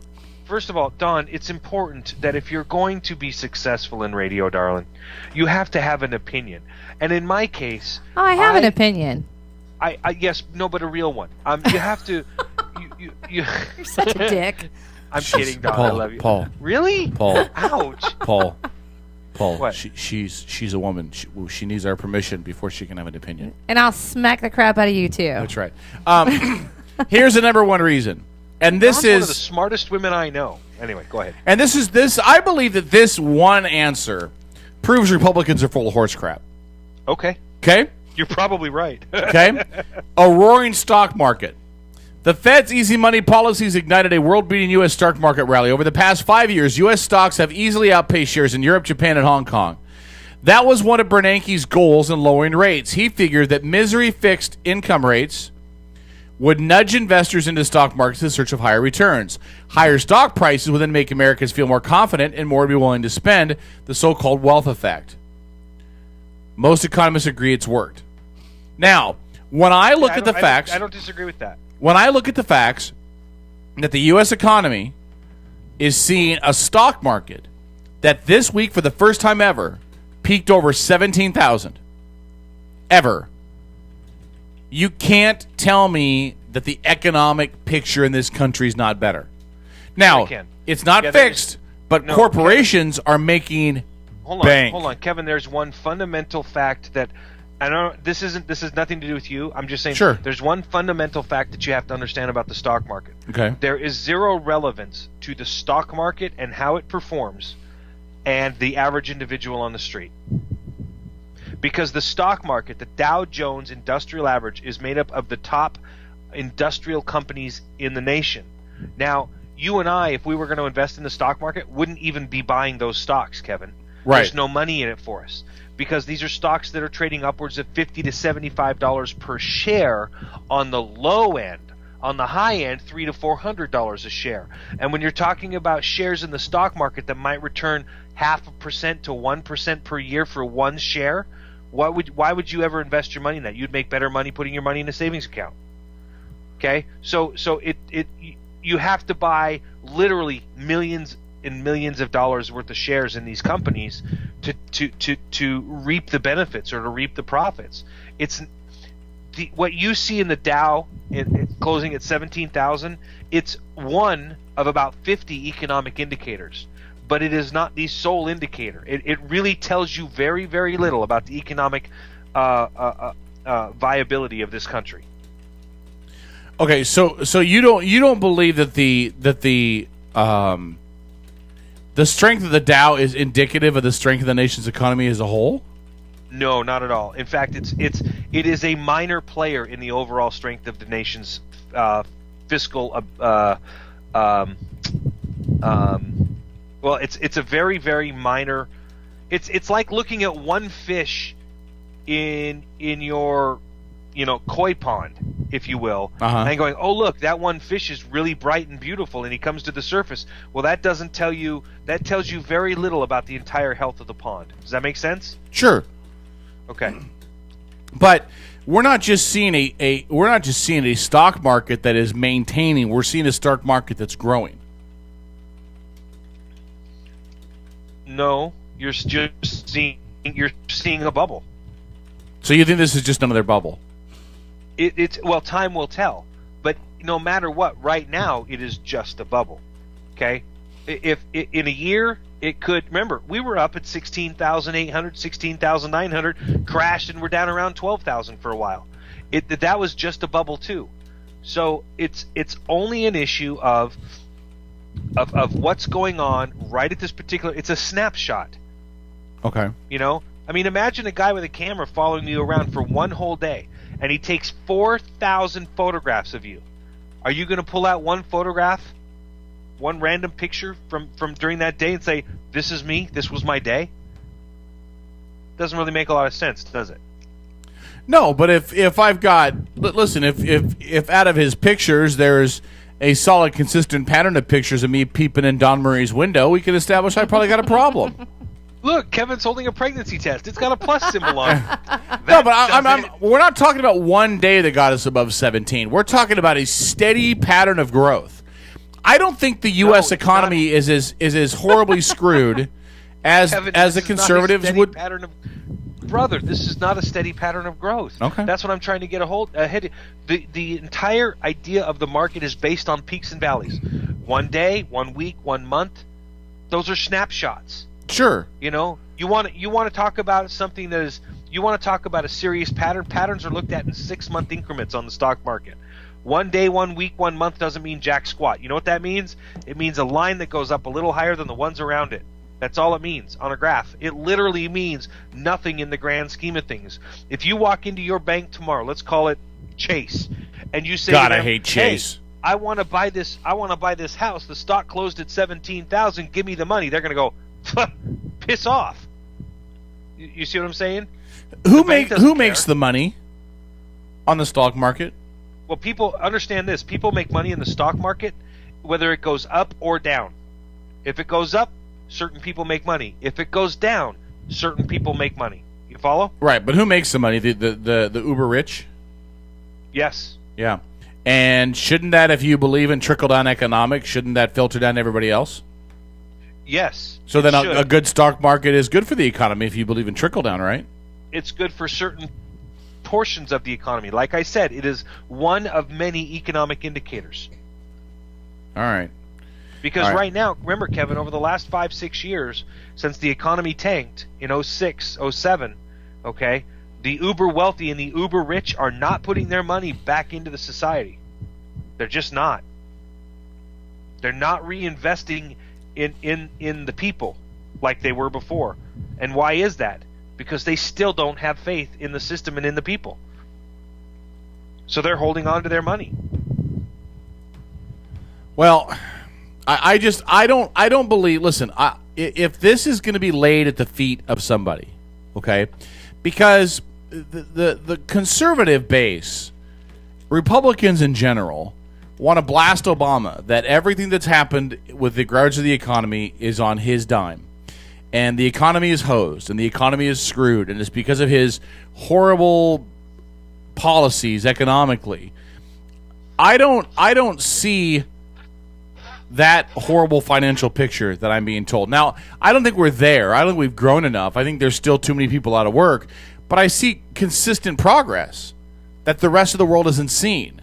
Well, what are you seeing? What do you quantify as progress? Well, I still believe that the stock market is a large definer of where we're moving as a nation. Well, but that is part of the problem, Kevin, is that a lot of people see the stock market as the economic indicator, and it just isn't. And remember, the stock market was doing just fine up until the day Goldman Sachs said, all these people haven't paid their mortgages, we're bankrupt. Do you see how, does that give you a good sense of how fake it is? Well, no, and again, I'm not debating that, but again, if you take the idea that all this money that's spent on the stock market and invested in the stock market, that all should loop back around into the coffers of other people as it's spent along, you know. It used to. It doesn't anymore. Well, It doesn't anymore. And that's why many people, myself included, have said, look, we can't keep doing business the same way. I don't know all the answers, but it's time to hit the reset button.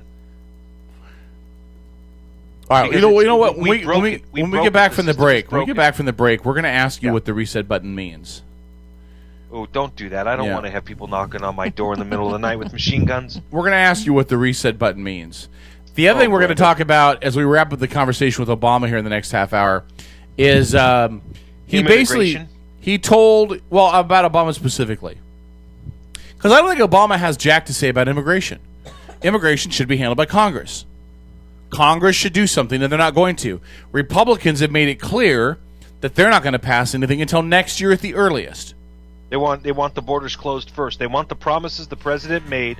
Remember, there are many Republicans who made concessions in order to support certain portions of the Affordable Care Act. And part of those concessions were that the border fence would get built and that border policies would become a primary issue. All right.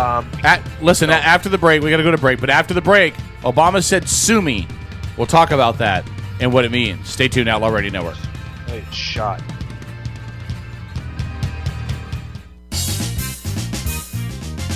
The Outlaw Radio Network.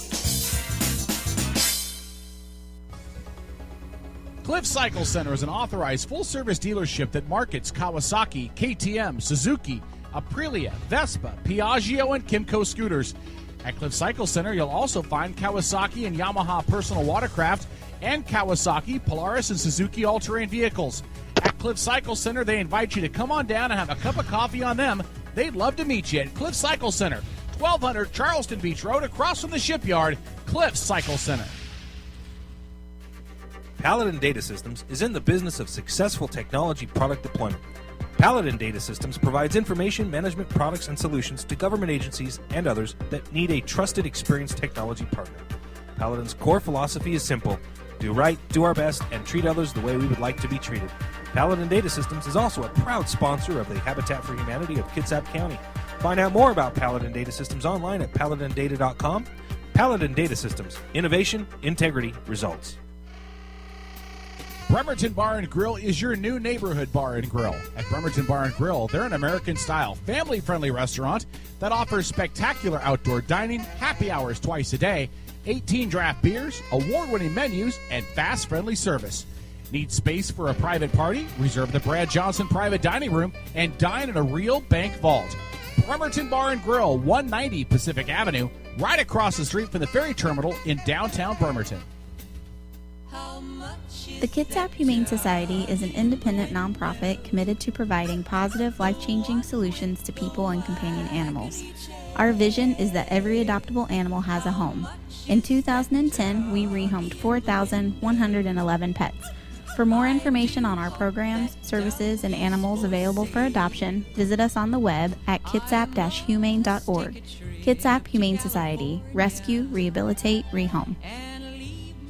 The Home Buyers Association of Kitsap County is an association of professional builders, subcontractors, service providers, and purveyors representing the home building industry. For more than 50 years, the Home Builders Association of Kitsap County has provided information, education, and services that promote the health and welfare of the home building industry. As leaders of the industry, the Home Builders Association of Kitsap County fosters safe, affordable housing and addresses issues affecting our industry. To find out more, visit them online at kitsap.hba.com.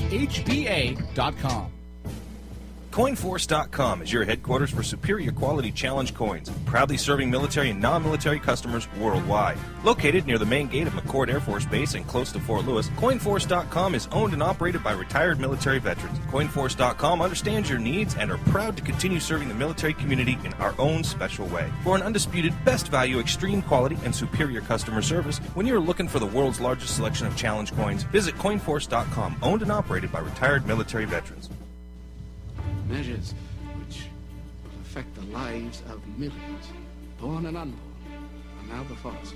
We must expect a great expense of blood. To obtain it, we must always remember that a free constitution of civil government cannot be purchased at too dear a rate, as there is nothing on this side of Jerusalem of greater importance to mankind.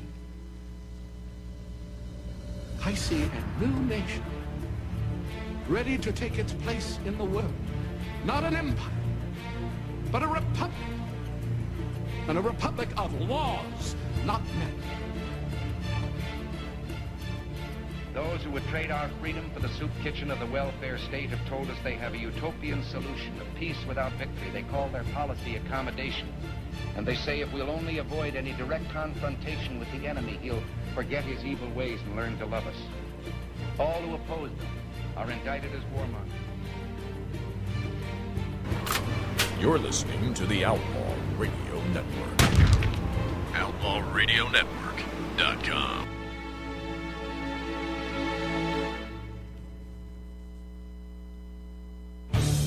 All right, it's the Outlaw Radio Network. Moving on to the bottom half of hour number 2. Kate out the loose cannon, Don Marie, and Des, the intern, on her final day in studio as she gets ready to move to South Carolina. Are you excited? Nobody cares. Why are you moving again? Nice. Why are you moving again? Because I'm going home. Okay. Just tired of putting up with your shit. Thank you. It's all my fault. It's all your fault. You're not supposed to swear in the first 3 hours. God dang it. We'll get tired of putting up with your caca. Caca? I see what you did there. Your caca? Your caca. By the way, again, Paul has endorsed Hillary Clinton for 2016, right, Paul? Exactly. Dead silent. No, it's fine. He's afraid to admit it. He doesn't want it to get out. I understand. I mean, I understand. He's becoming a Hillary sympathizer. It's all because of the picture we'll show you shortly. Hillary Clinton's annoying. He loved that photo. Anyway, so we're going to switch gears a tiny bit. There's a story that's come out in regards to Obama, and I'm just going to read it to you verbatim. Now, this is off of CNN.com. It was dated on July 1st, so nearly a week ago. But here's what it says off the CNN website. Obama to Republicans, so sue me. President Barack Obama dared Republicans to follow through on their threats to bring a lawsuit against his administration over his use of executive action. Quote, middle-class families can't wait for Republicans in Congress to do stuff, so sue me. As long as they're doing nothing, I'm not going to apologize for trying to do something. Obama's defiant attitude comes as House Speaker John Boehner, a Republican from Ohio, plans to propose legislation that could bring a lawsuit against him for implementing executive actions that the GOP contends amounts to a breach of his constitutional power by sidestepping the legislative process. Paul has joined us now. So, what do you think, Paul? Obama basically says to Republicans, you don't like it, sue me. Yeah. I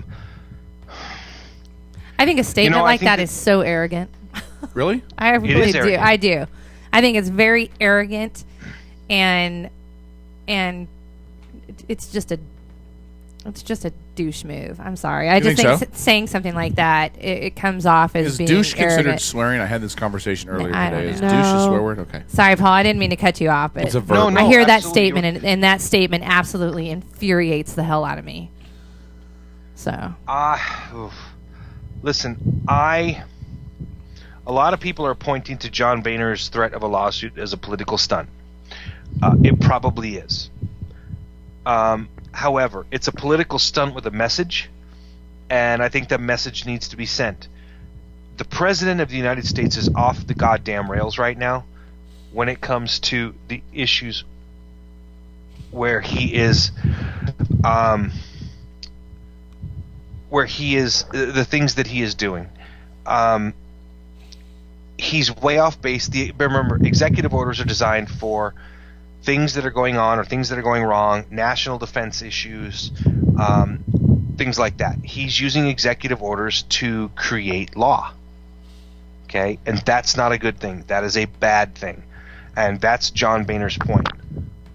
That the president cannot be going out there issuing executive orders in an attempt to create law. That's not the president's job, right? You know that, right, Kevin?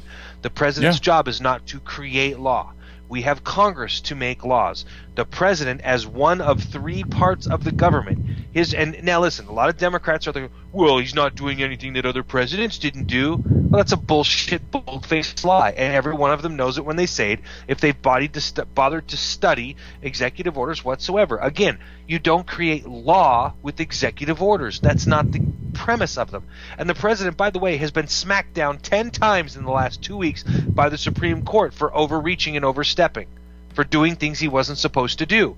I think at this point in time, it behooves the American people, and even you, Kevin, to say maybe this president obviously doesn't have a problem overstepping his bounds.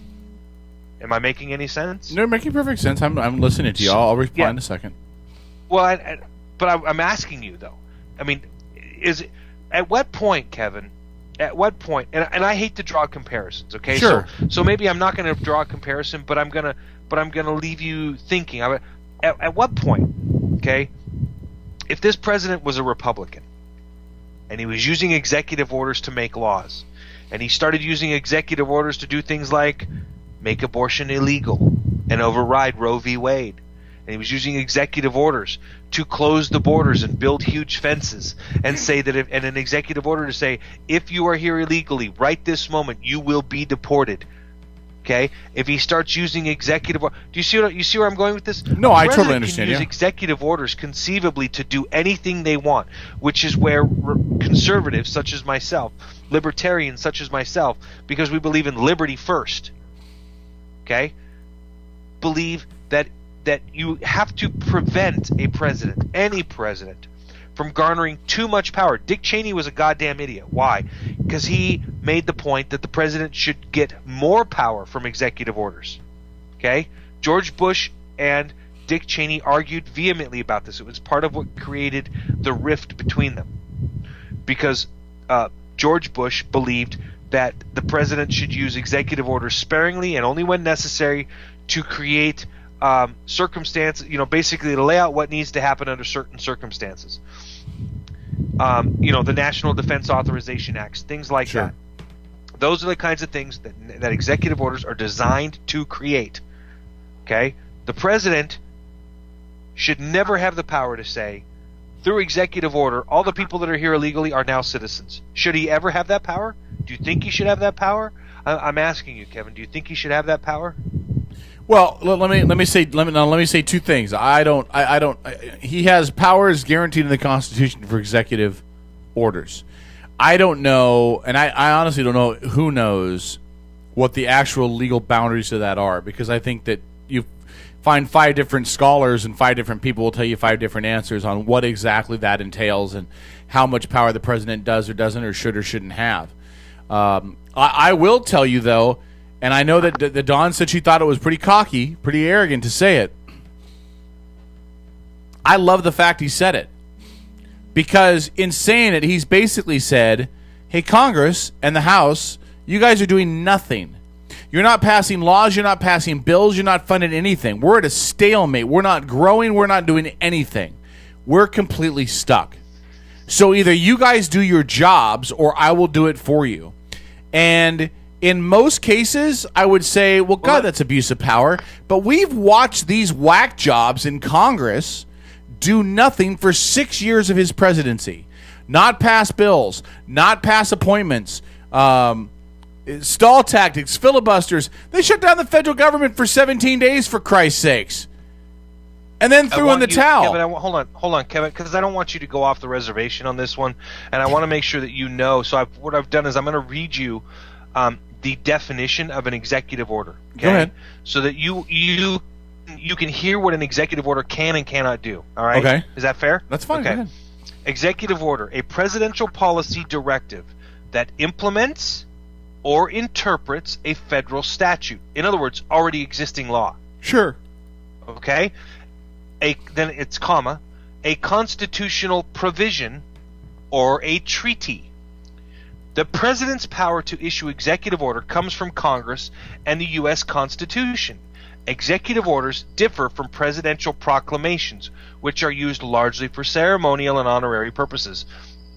Executive orders do not require congressional approval. Thus, the president can use them to set policy while avoiding public debate and opposition.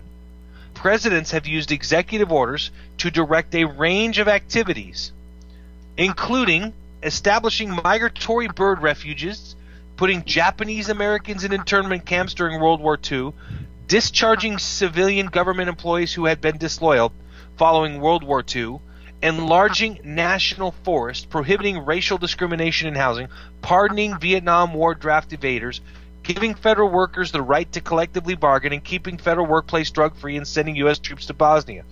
So, historically, executive orders related to routine administrative matters and to the internal operations of federal agencies, such as amending civil service rules and overseeing the administration of public lands.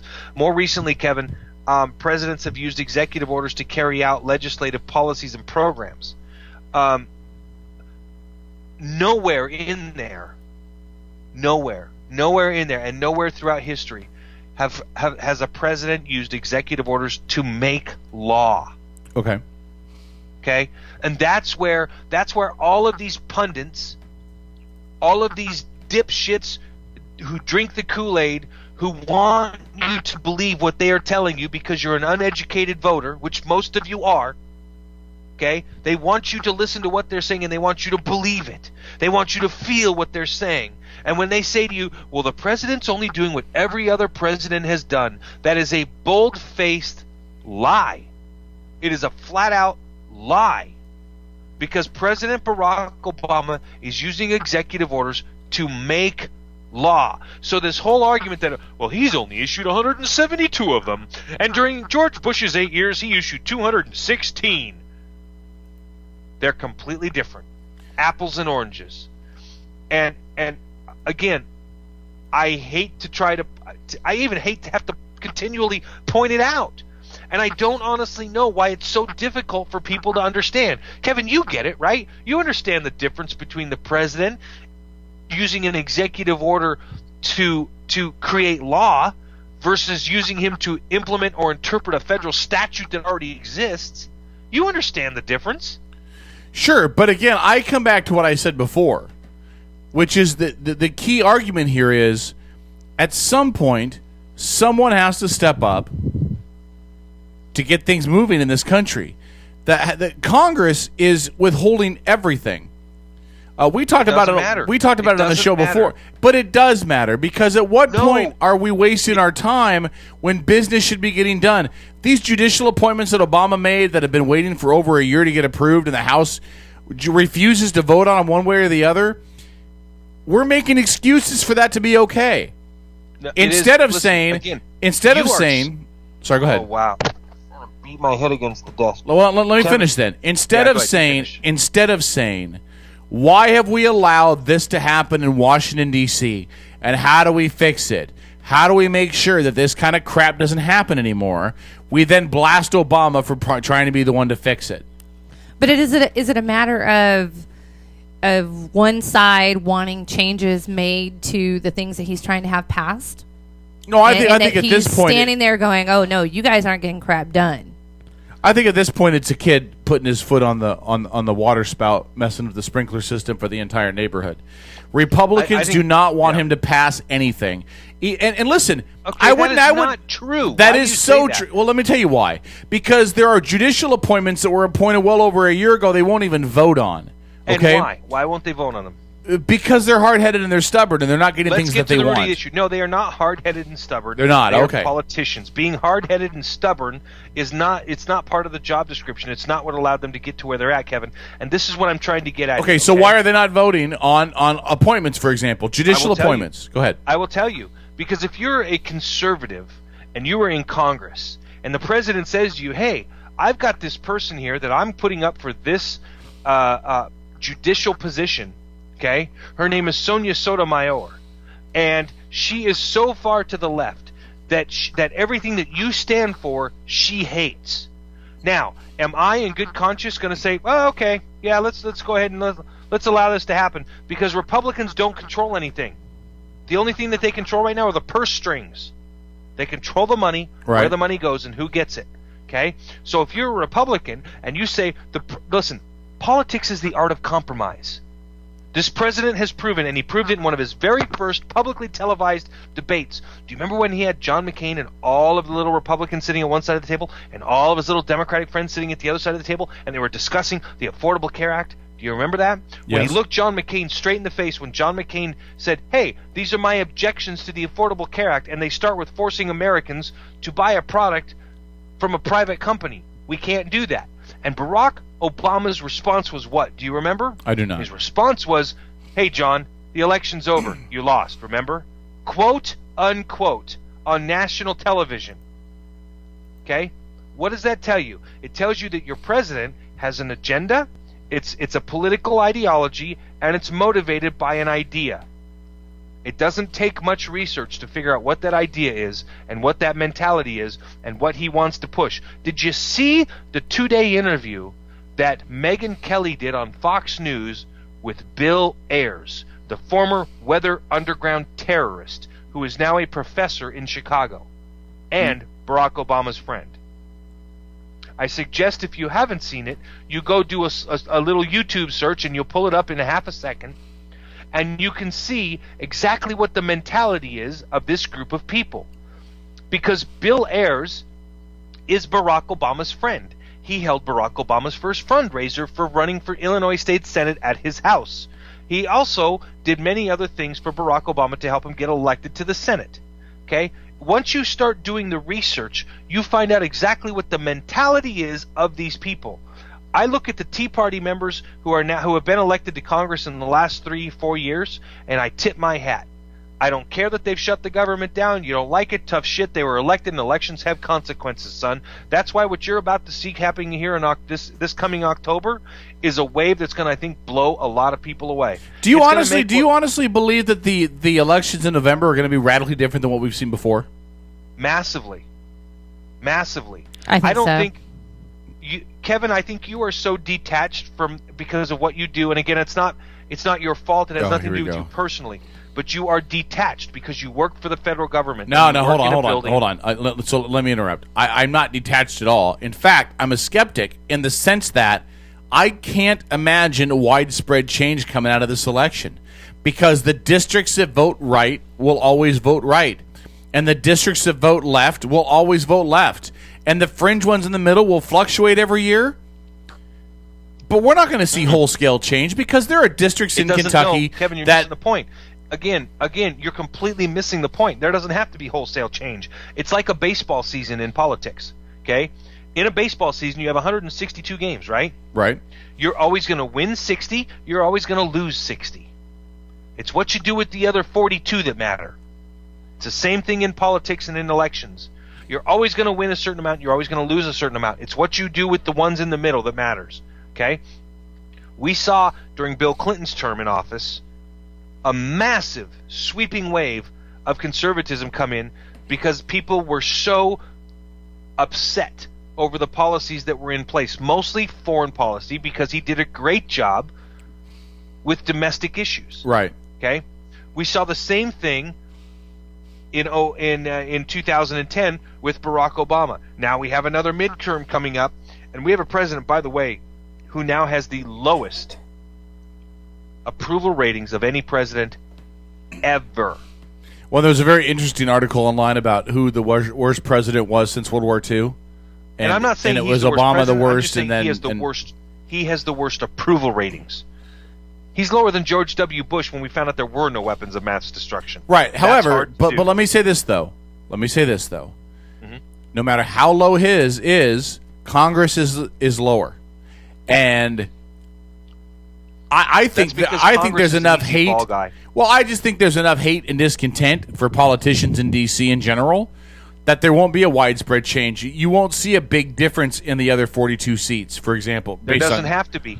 I'm saying Democrats lose their seat in the House, you now have a president who won't be able to do anything. Well, what I'm saying is I don't think you're going to see you might see a 1 or 2 seat gain or loss from party to party, but I don't think you're going to see 6 to 10.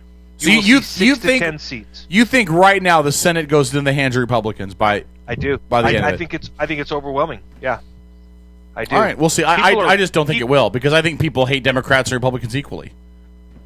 I think the average American is so sick of these do-nothings and so used to voting for the most popular name on the ballot, I can't see anything major happening. how you doing, Norm Dix? No, it's a great example though. I mean, and you've got Kevin, people look, like that in you're not districts wrong. everywhere. You're not wrong. Harry Reid will never lose office. He's too powerful. Nancy Pelosi will never lose office. She's too powerful.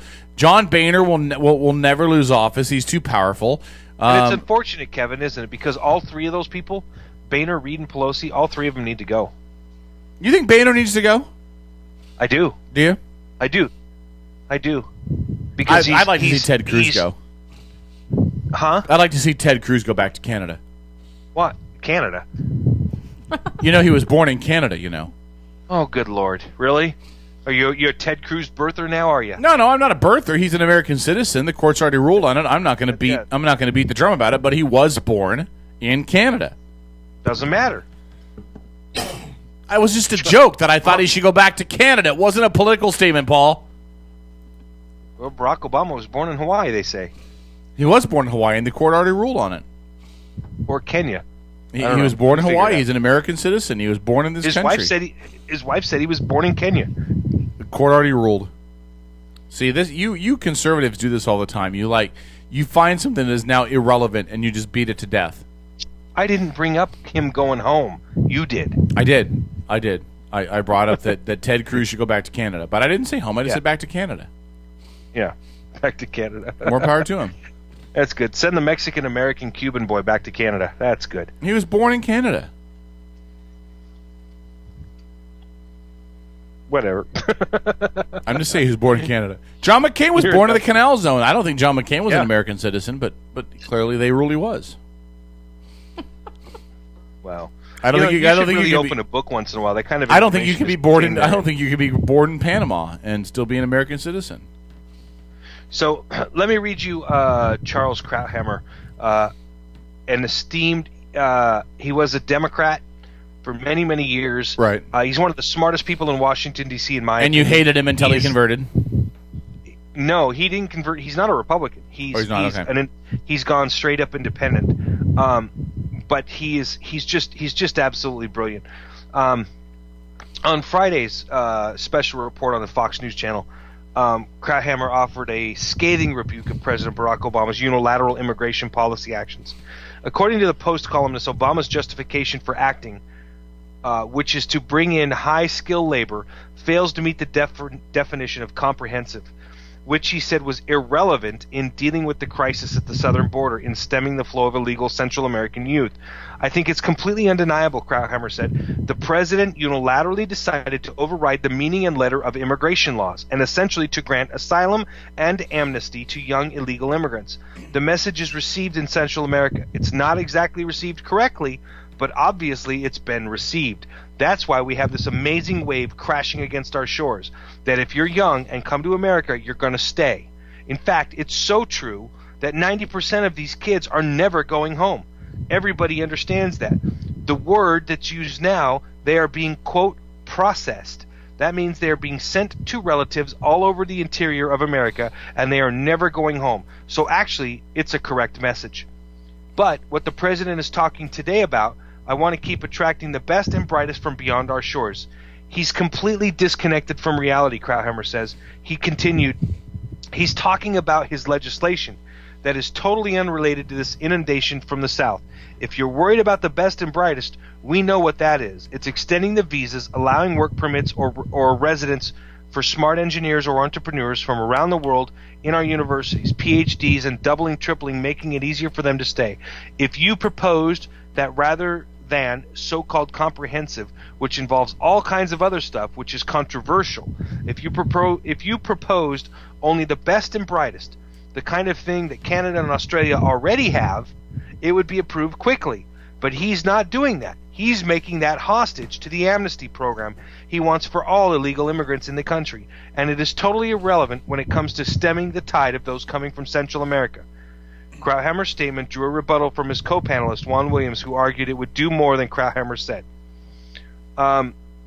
Essentially, Krauthammer's point here, I think, is spot on.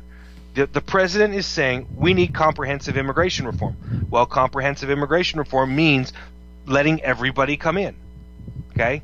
And that's what people have an issue with. If he said, I'm only going to let the best and brightest and those without criminal records come in, and you can go through this process, you get to the border, you apply, you will go through a long, involved process, and you have to go through court and prove that you're okay to come into this country, that would be one thing. He could get that passed. Even Republicans have said they would agree with that. Okay? Right? You follow me? But that's not what the president wants. He wants to let them all in and let them all stay. And do you know why, Kevin? Because they'll vote for him. They will vote for other Democrats. Right. And I don't know how much more plain it can be. I mean, do you see that? Well, here's what I do see is we're getting up against the break. Yeah. If Republicans want to do something about immigration reform, and I don't believe that comprehensive immigration reform means we let everybody in.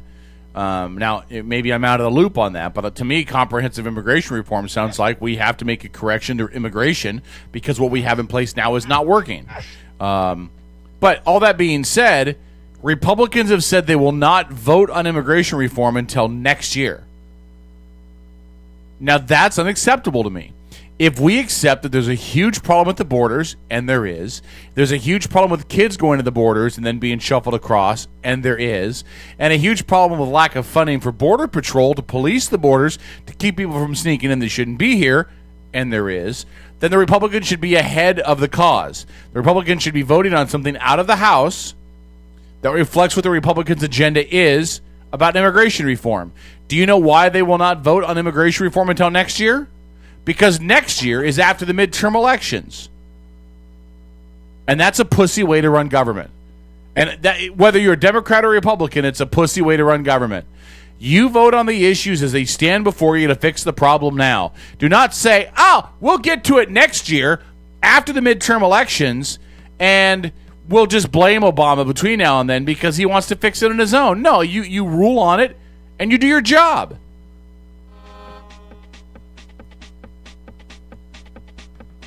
Did we lose Paul? I don't hear him. I think he hit mute. Yeah, why you think that they can pass anything is ridiculous. Hold on. What'd you say now? They don't control anything. Republicans don't control anything. They can pass. They can pass a bill about immigration. They can pass it. They've tried to overturn Obamacare 56 times. Yes, it's procedural. Well, then they can do something procedural about their idea for immigration reform. No, it doesn't work that All right, way. hold on. Hold that thought. Do you even know Top how of the hour Congress news works? is next. Yes, I know exactly how Congress works. No, I don't Stay think tuned. Top of the hour is next. We'll get into immigration after this. St. Paul, the voice of reason. Dawn is still being very quiet. I'm listening. Do you have anything to She's say? a woman, and like Kevin says, she knows her place. I'm a fan of closing the borders. I wish they would freaking close them. Leave them All right. closed. Stick That's around. all I want. We'll ask your thoughts as well. Stay tuned. Outlaw Radio Network. The Outlaw Radio Network. From NPR News in Washington, I'm Jim Hawk. 6 Jewish suspects are being held by Israeli authorities in connection with the grisly slaying of a Palestinian teenager who was abducted and burned last week. Reporter Daniel Estrin in Tel Aviv says Israeli Prime Minister Benjamin Netanyahu is directly involved in the case. He offered his condolences to the family of the Palestinian teen who was killed. He said it was a horrible crime. He said the perpetrators would face the full weight of the law. But he also said this is an asymmetrical conflict. Daniel Estrin in Tel Aviv. The 6 suspects are being questioned by Israel's security agency. Egypt's new president has issued a decree raising the sales tax on cigarettes by up to 50% and on beer by 200%. President Abdel Fattah el-Sisi also partially lifted subsidies on gasoline and natural gas this weekend. It's the latest effort to ease Egypt's staggering budget deficit. The Transportation Security Administration is implementing enhanced security measures at some overseas airports. NPR's Sam Sanders reports the TSA will begin requiring some passengers abroad to power on their electronic devices and cell phones before they're allowed on planes. The TSA said that all electronic devices are already screened by security officers, but under this new measure, powerless devices would not be allowed on aircrafts. The measure will apply to some overseas airports with direct flights into the U.S. The TSA did not say which airports would begin implementing this new check. Homeland Security Secretary Jay Johnson said his department will work to make sure the new measure disrupts as few passengers as possible. This comes amid concerns al-Qaeda is working on an explosive device that could make it through airport security. Sam Sanders, NPR News. The coming week will bring a fresh round of data on the state of the U.S. economy. And as NPR's Chris Arnold reports, analysts are hoping encouraging employment news will continue. The big news on Thursday was that the U.S. economy gained 288,000 jobs in June, and the unemployment rate fell to 6.1%. The monthly jobs report was better than expected, and it underlined how much better things are looking in the U.S. than they are in much of Europe. Ian Shepherdson is chief economist of Pantheon Macroeconomics. I would suspect that as we move into the second half, the US economy is going to be really pretty strong on almost all fronts and leaving Europe in the dust. For example, while US job growth is accelerating, France appears to be teetering on the verge of another recession. But we'll get more data on the US employment picture in coming days. Chris Arnold, NPR News. Crowds packed into a church in a Quebec town Sunday to remember the 47 people who were killed there a year ago when a runaway oil train derailed and exploded. Earlier, about 1,000 people marched in a solemn procession and observed a minute of silence at 1:15 a.m., the exact moment when the fuel-laden train exploded. You're listening to NPR News in Washington. A new report finds climate change is affecting national parks across the country. As NPR's Jennifer Ludden reports, it calls for a new approach to preserving wildlife. Scientists with the National Park Service find current average temperatures at the high end of the historical range and say the system faces its most consequential challenge ever. The report says the warming and changing rainfall patterns pose a risk to endangered species, to food and water sources for park wildlife, to the very features parks are charged with preserving, including glaciers in Glacier National Park and Joshua trees in California. Faced with such sweeping impacts, Interior Secretary Sally Jewell has suggested the Park Service may have to resort to triage and pick which landscapes it can realistically preserve. Jennifer Ludden, NPR News, Washington. Former Democratic Senator Alan Dixon of Illinois is dead. His son says the 86-year-old died Sunday at his home in Fairview Heights. Dixon served in the Senate from 1981 to 1993. He penned a memoir titled The Gentleman from Illinois. Harrison Ford's injury will cause production on Star Wars Episode 7 to be suspended.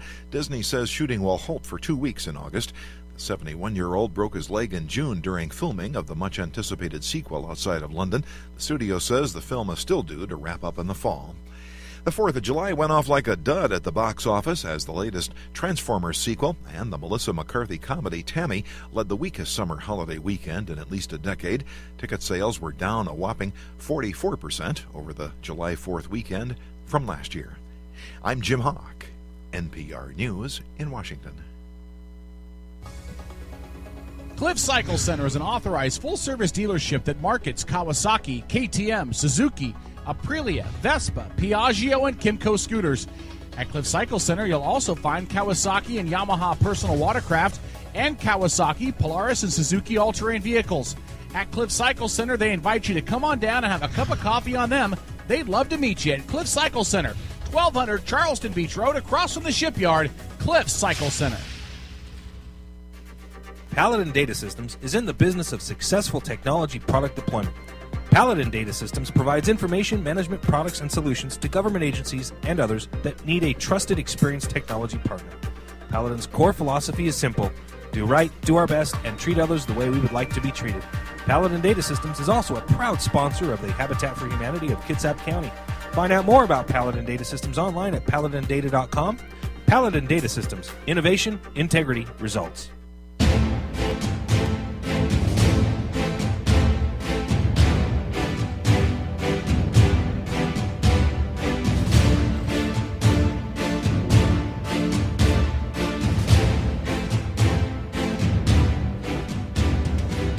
All right, it's the Outlaw Radio Network, top of hour number 3. At the end of this hour, we'll get into the last call. The Dez hour of the show. That's right. We're going to talk all about Dez.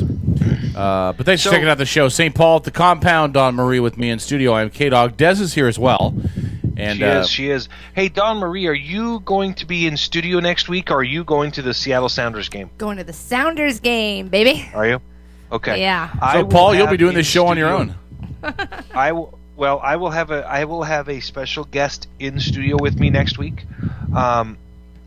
I will have Sarah Whitney, attorney at law, and we will be discussing all kinds of legal issues next week on the show. What to do if you get pulled over for a DUI, if you get pulled over at a checkpoint, just everything in the world when it comes to legal stuff next week on the show. It's going to be super fascinating.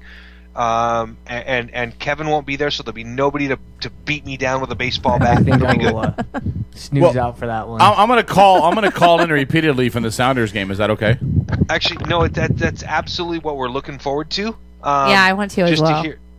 Yeah, you are too, Dawn. That's awesome. Yeah, I'm hoping that Kevin and I are going to catch up on the ferry on the way over there. Where are you sitting at? I don't know yet. I got to get in touch with Marcy because she's the one that hooked all this. I'll be up in the for Hawk's us. Nest. Up in the club? I don't know. No, the Hawk's Nest. That's the north end of the field. Oh, okay. That's under the tower in the north end. Yeah. Yeah. That's where I'll be. Here's what I'm hoping you two. I'm hoping the two of you hook up during the game and call the show together. That'd be fun. So that Dawn, you could give an honest reflection of what Kevin is doing at the game. If Kevin seems to be enjoying it, or if he's miserable and thinking that it's all just a bunch of fag tag stuff going on, or what the deal is. So I want you to just say fag lay it out. You just said fag tag, yeah. I will tell you, Mikey Malone. Kevin, do you think soccer is fag tag? I never don't. said that. I don't use homosexuality as a derogative term for anything. Mm-mm. Dick I sucker. didn't say anything. Anyway, derogative. Anyway, no. Mikey Malone, one of my best friends in the entire world, Mikey Malone, called me last week and said, "So, do you really want to go to the game? Would you rather I get you something else? Because I don't want you to go if you're going to hate it and be bored." And I thought, well, that's really sweet of you, but I first of all, you can't tell somebody who got you a gift you don't want to get something else. And secondly, Sure you can. No, you can't. Secondly, I'm going to give soccer a fair shake. I'm going to go. I'm going to give it a fair shake, and I swear to God, if it ends in a tie, I'm going to empty my bowels as I run through the stadium. Here's the thing. Even the best part about this is, next weekend we're just coming off a World Cup. We're going to have players hopefully returning to the pitch next weekend. The pitch? In the way, what the fuck is a pitch? The field is called the pitch. Okay, No that's what it's cussing. called. And so here's the thing. The field is called you're a gonna field. You're gonna have the Deuce, Clint Dempsey, returning hopefully from the U.S. I don't think U.S. he'll be men's playing next week. I don't know if he What I will heard or not. On radio this morning, it sounded like Ziggy or Siggy. Ziggy That's Schmid. what I thought, okay. Sounded like Ziggy was kind of poo-pooing the idea of because Clint's played a lot in the last couple of weeks. And he played. He finished out his last games in the World Cup with a broken nose. He suffered a broken nose during the game, and then also you have the phenom, the homegrown phenom, in the way of Andre Yedlin returning, who just came off a stellar performance at the U.S. men's national traded, team. Dawn, did you hear that? No, I did not hear that. Where did you see that? That's got to be some crap. He's going to one of the European clubs. He's going to finish out the season with the Sounders, and then it looks like We'll loan him out. I think it was, huh? I think we'll be loaning him out. I don't think he'll be traded. No, not loaning delayed him. transfer there's to Roma. Like an $8 million price tag attached to him. Yep. Wow. Delayed transfer to Roma. You know what? He deserves it. He proved why he's going to be desirable at the World Cup. He came on as a rookie for the first time, and he played an absolutely phenomenal game. His efforts on the pitch made a huge difference in that last game. So hoping to see him return. Super exciting, and plus we're going to be playing the Timbers. Now I can tell you from somebody who's an avid soccer fan. Going to this particular game against the Timbers, there's a huge rivalry with the Cascadia Cup, of course. Cascadia Cup? Okay, go ahead. Okay, so anyways, Paul, it's beginning to sound more and more like fag tag, but go ahead. It's going to be it will be a lot of fun, and I will tell you the fans tend to be very competitive when it comes to Portland. I went to a Portland game against the Sounders last year in Portland. Literally had people calling us names, booing us from the time we came into town with a Sounders sticker on the back of my car, and then had to be walked into the building, into the line by security because it gets there's so much tension between the fans. Wow, and sounds so, like San Francisco during football season. right? Can I be honest, though? Actually, it's That's very crazy. It's going to be very exciting. Portland has nothing else. No, Portland has nothing else. They have the has the Trailblazers. It's a great rivalry, but nobody in though. Portland likes basketball. Soccer is growing so black big in the people do. U.S. that All three of them. we have such a growth spurt in soccer in the U.S. that this rivalry is really cool. It's really a lot of fun. So this is the best game he could have picked for you to go to. Just All right, so you know, well. it'll be very, very exciting. So Listen, Kevin, can I ask you a question? Since you're Sure. going to the game. Now, we all know, you've made it no secret, that you believe that the United States should abolish soccer, which means, by the way, you and Ann Coulter agree on something. So it's What a nice to be able to stupid finally call bitch. you a true conservative, Kevin. I wouldn't touch her with your penis, but go ahead. Is there any... I mean, I don't know what kind of expectations you have about going to a professional soccer game next weekend, but we all know that you hate soccer. So, do you believe in your mind that there's any way that you could leave there going, wow, this was actually really freaking cool? Is there any part of you that says that there's a chance that could Well, happen? I'll answer that two ways. It's yes and no. The atmosphere could be something that totally turns me around. I've heard the atmosphere at these games the atmosphere is pretty amazing, incredible. So the atmosphere itself could it convert rivals, me over. Kevin, it rivals the Seahawks games, Yes. and in some ways even surpasses I it. doubt that. But so the atmosphere could change me, but I still have fundamental issues with the sport, if you want to call it that, of soccer. Okay? Again, and that's got to be... Field is too big, too many fucking ties, okay? Not enough scoring. Too many fucking ties. I mean, everything I come back to comes back to too many ties. You can't have ties in 48% of your games. You just can't. But soccer does. Boxing has draws. Has draws. It's again, the same thing. Hold on, Soccer no. has a draw. You will never hear me stick up for boxing.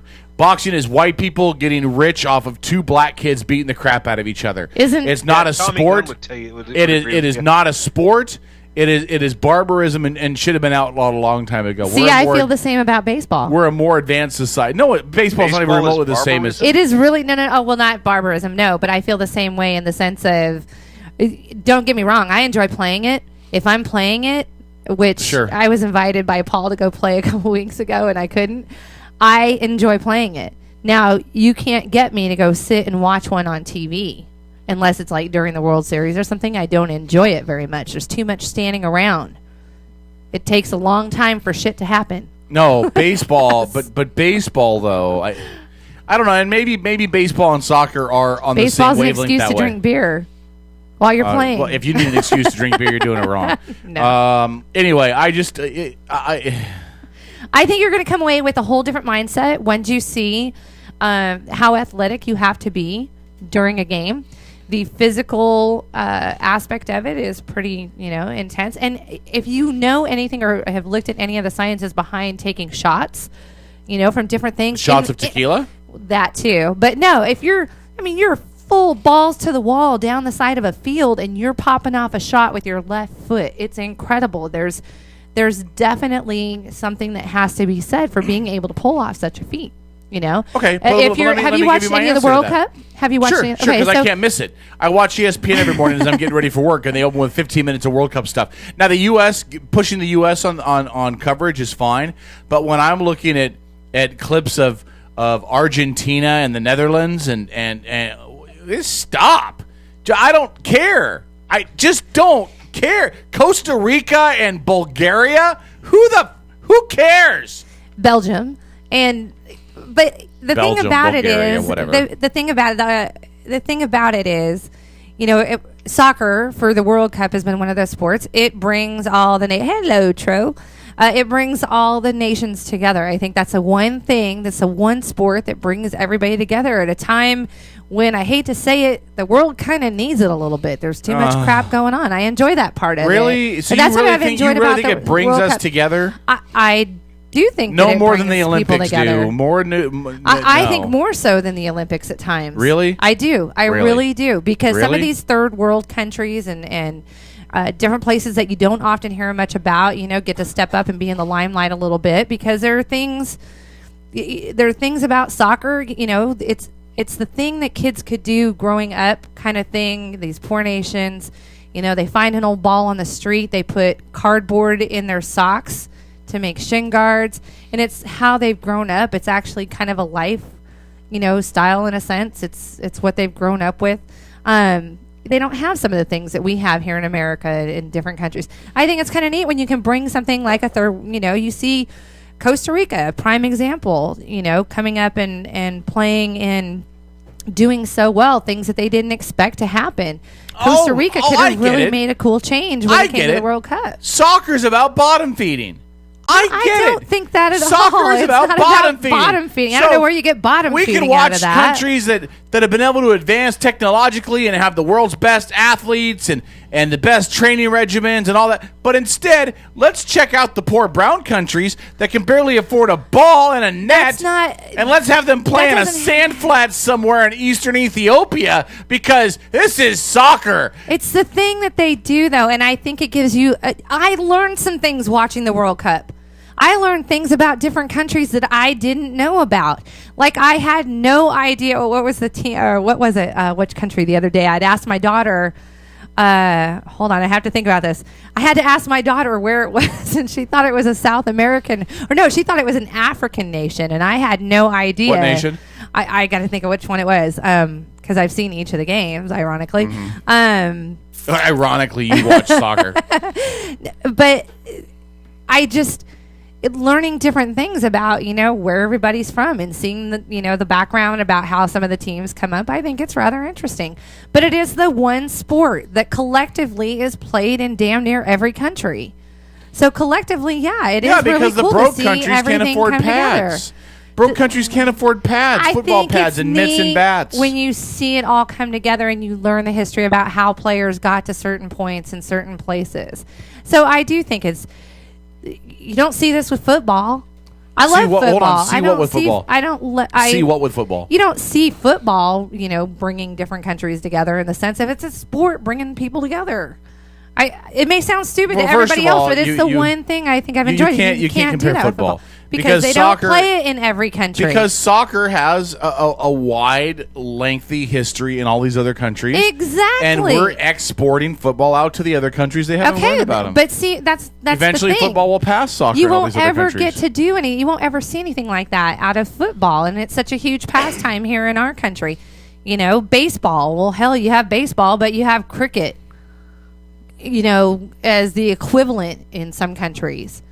So I think it's kind of the one thing, and I think it's neat when you can sit down, go out to any bar in Seattle and sit and watch the World Cup with people in Seattle and get to know all these different people that we're supposed to be all,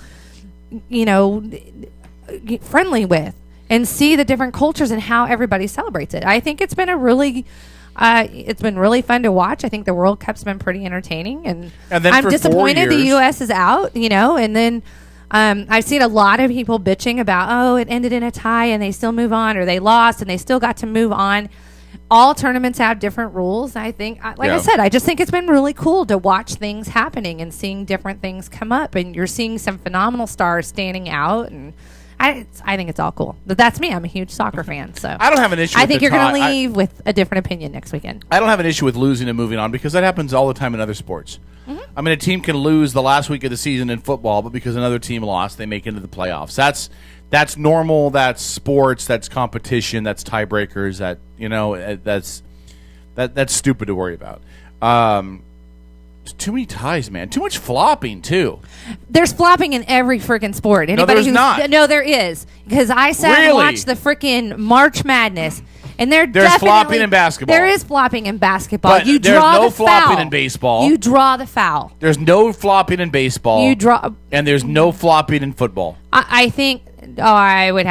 I would think that there are some things that are probably not very fair in football, but I think like what? There is definitely. Let's go back to basketball. Basketball is a good example. I hate men's basketball. I can't defend men's basketball. I only like college ball. Okay, I hate men's basketball. And women's basketball is so much better.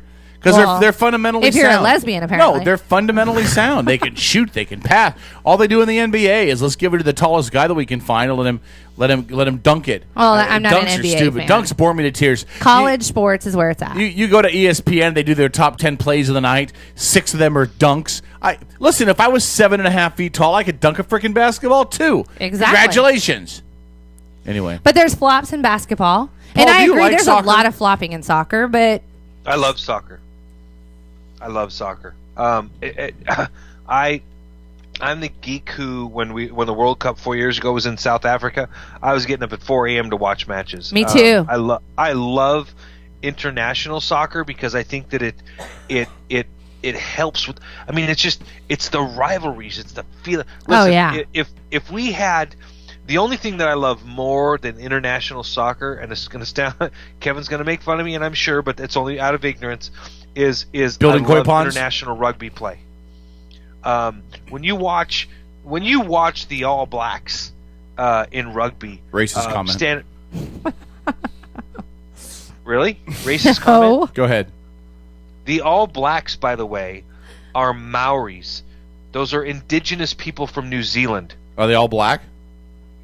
They're called the All Blacks because they wear fucking all black.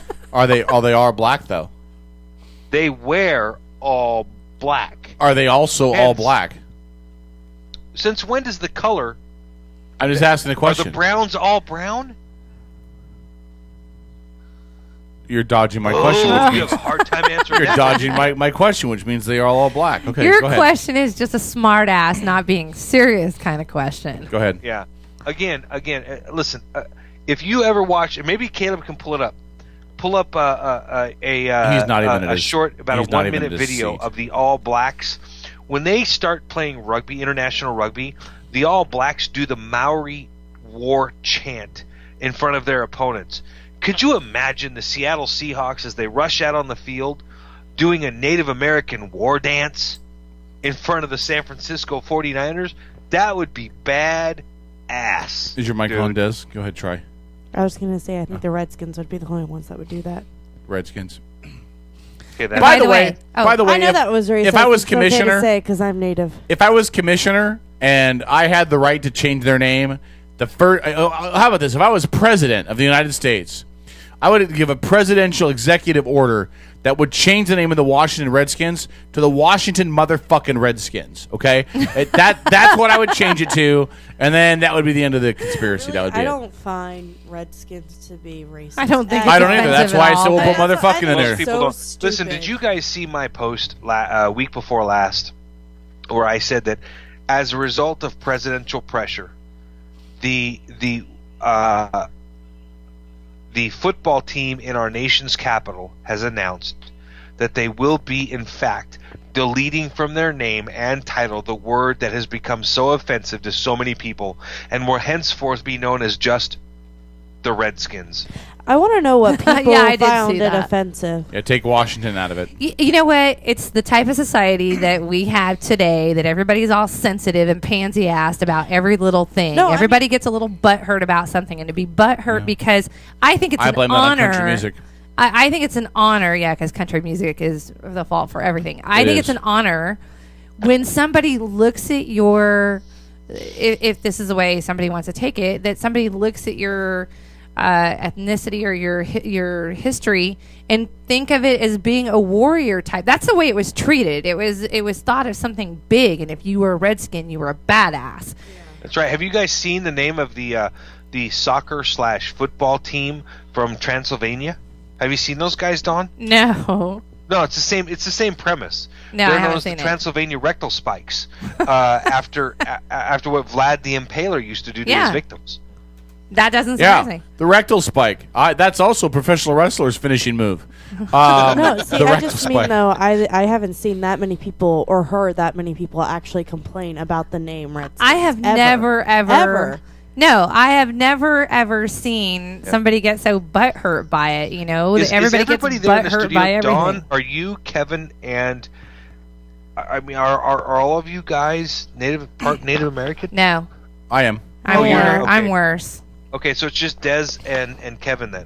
That's Okay. right. Yeah. I'm worse. I'm part Italian. How much Indian do you have in you, Des? Quarter. Would you like some more? No, I wouldn't, and I knew you. How did I know that was coming? Shut up.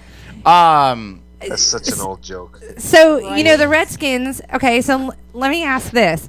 I completely just think it's a joke to, find offense to something like that.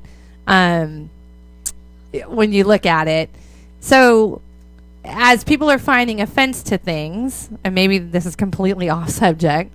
So the Storm has announced, and the WNBA in particular has announced now that they are going to cater to the gay and lesbian community. You're offended by that? I am offended by that. Why's that? Well, they don't cater to the white Anglo-Saxon Protestant community. That's all they've been doing since they were founded.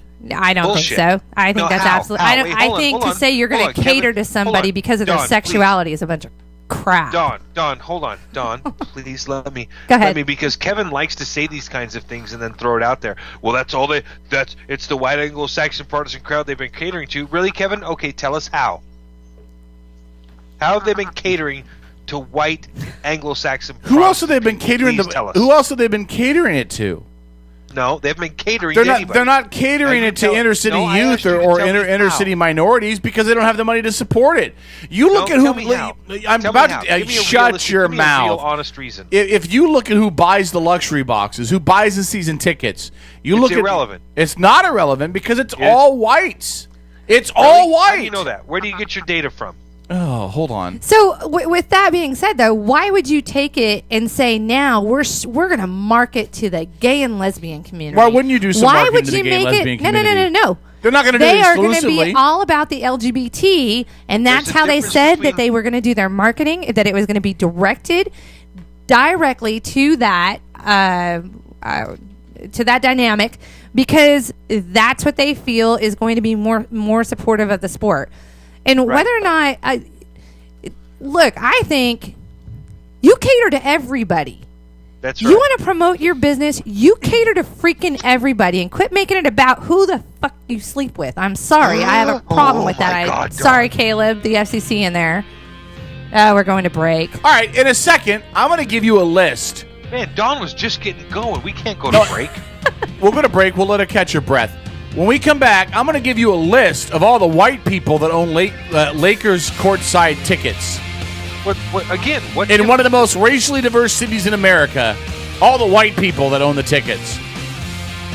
Yeah, because that matters. It does. It proves who they're marketing it to. No, it doesn't. It doesn't prove Hey, who it's they're break time. marketing We're to. back It after proves- this on the Outlaw Radio Network. Because white people are more successful and earn more money. Hey, we're going to break. Shut up.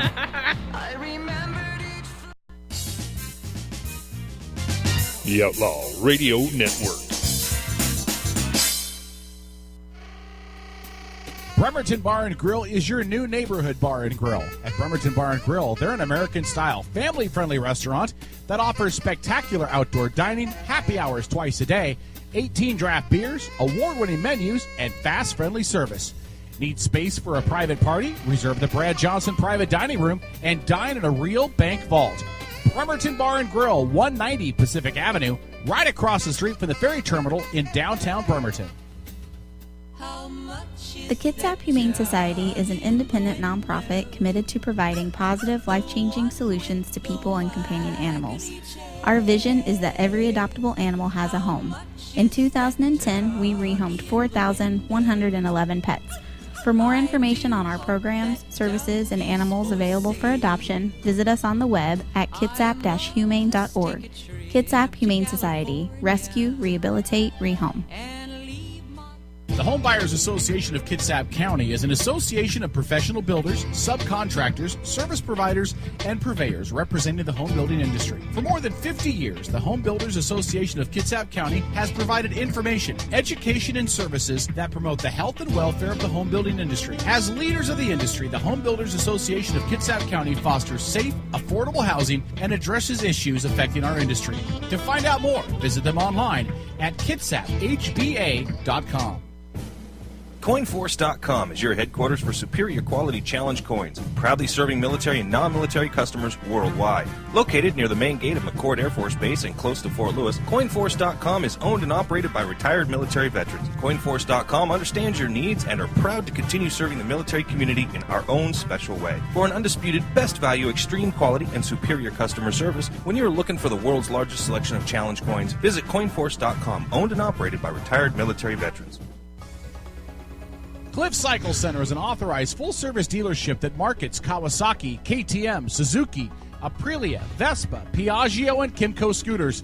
At Cliff Cycle Center, you'll also find Kawasaki and Yamaha personal watercraft and Kawasaki, Polaris, and Suzuki all-terrain vehicles. At Cliff Cycle Center, they invite you to come on down and have a cup of coffee on them. They'd love to meet you at Cliff Cycle Center, 1200 Charleston Beach Road, across from the shipyard. Cliff Cycle Center. Paladin Data Systems is in the business of successful technology product deployment. Paladin Data Systems provides information management products and solutions to government agencies and others that need a trusted, experienced technology partner. Paladin's core philosophy is simple: do right, do our best, and treat others the way we would like to be treated. Paladin Data Systems is also a proud sponsor of the Habitat for Humanity of Kitsap County. Find out more about Paladin Data Systems online at paladindata.com. Paladin Data Systems. Innovation, integrity, results.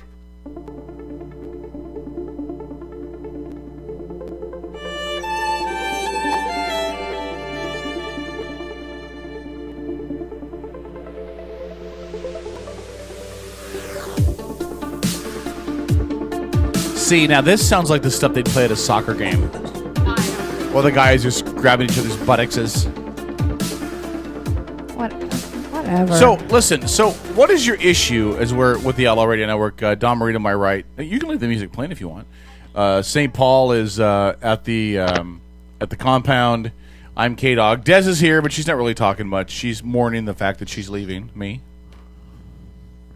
No. And Chojo joins us in studio. What's up, Darky? Wow, really? That's how we're gonna start this off, huh? That's how we're gonna start this one. I love you, and you know it. So you're asking me the question of what? Or are you What asking is your Paul? issue with them marketing? Your issue, Dawn, because you started right before the break. Yeah. What is your issue with them choosing to market a WNBA product to the gay and lesbian community in Seattle? My problem with it is here we are trying to do away with segregating people and you know, pushing people away from things based on race, gender, sexuality, and the whole 9 yards. And they come right out and say, we're going to market strictly towards the LGBT community. Now, does that mean I have a problem with the LGBT community that because I'm offended by this? No, that doesn't mean that at all. That yes, means it does, according to some people. Well, that's because everybody wants to Don't throw the put words word in my mouth, you conservative That's douchebag. because every time I turn around, somebody's calling me a homophobe. I am not afraid of gay people. Homophobic is somebody who's afraid of something. I'm not afraid of them, and that pisses me off that somebody would come right out and say we're.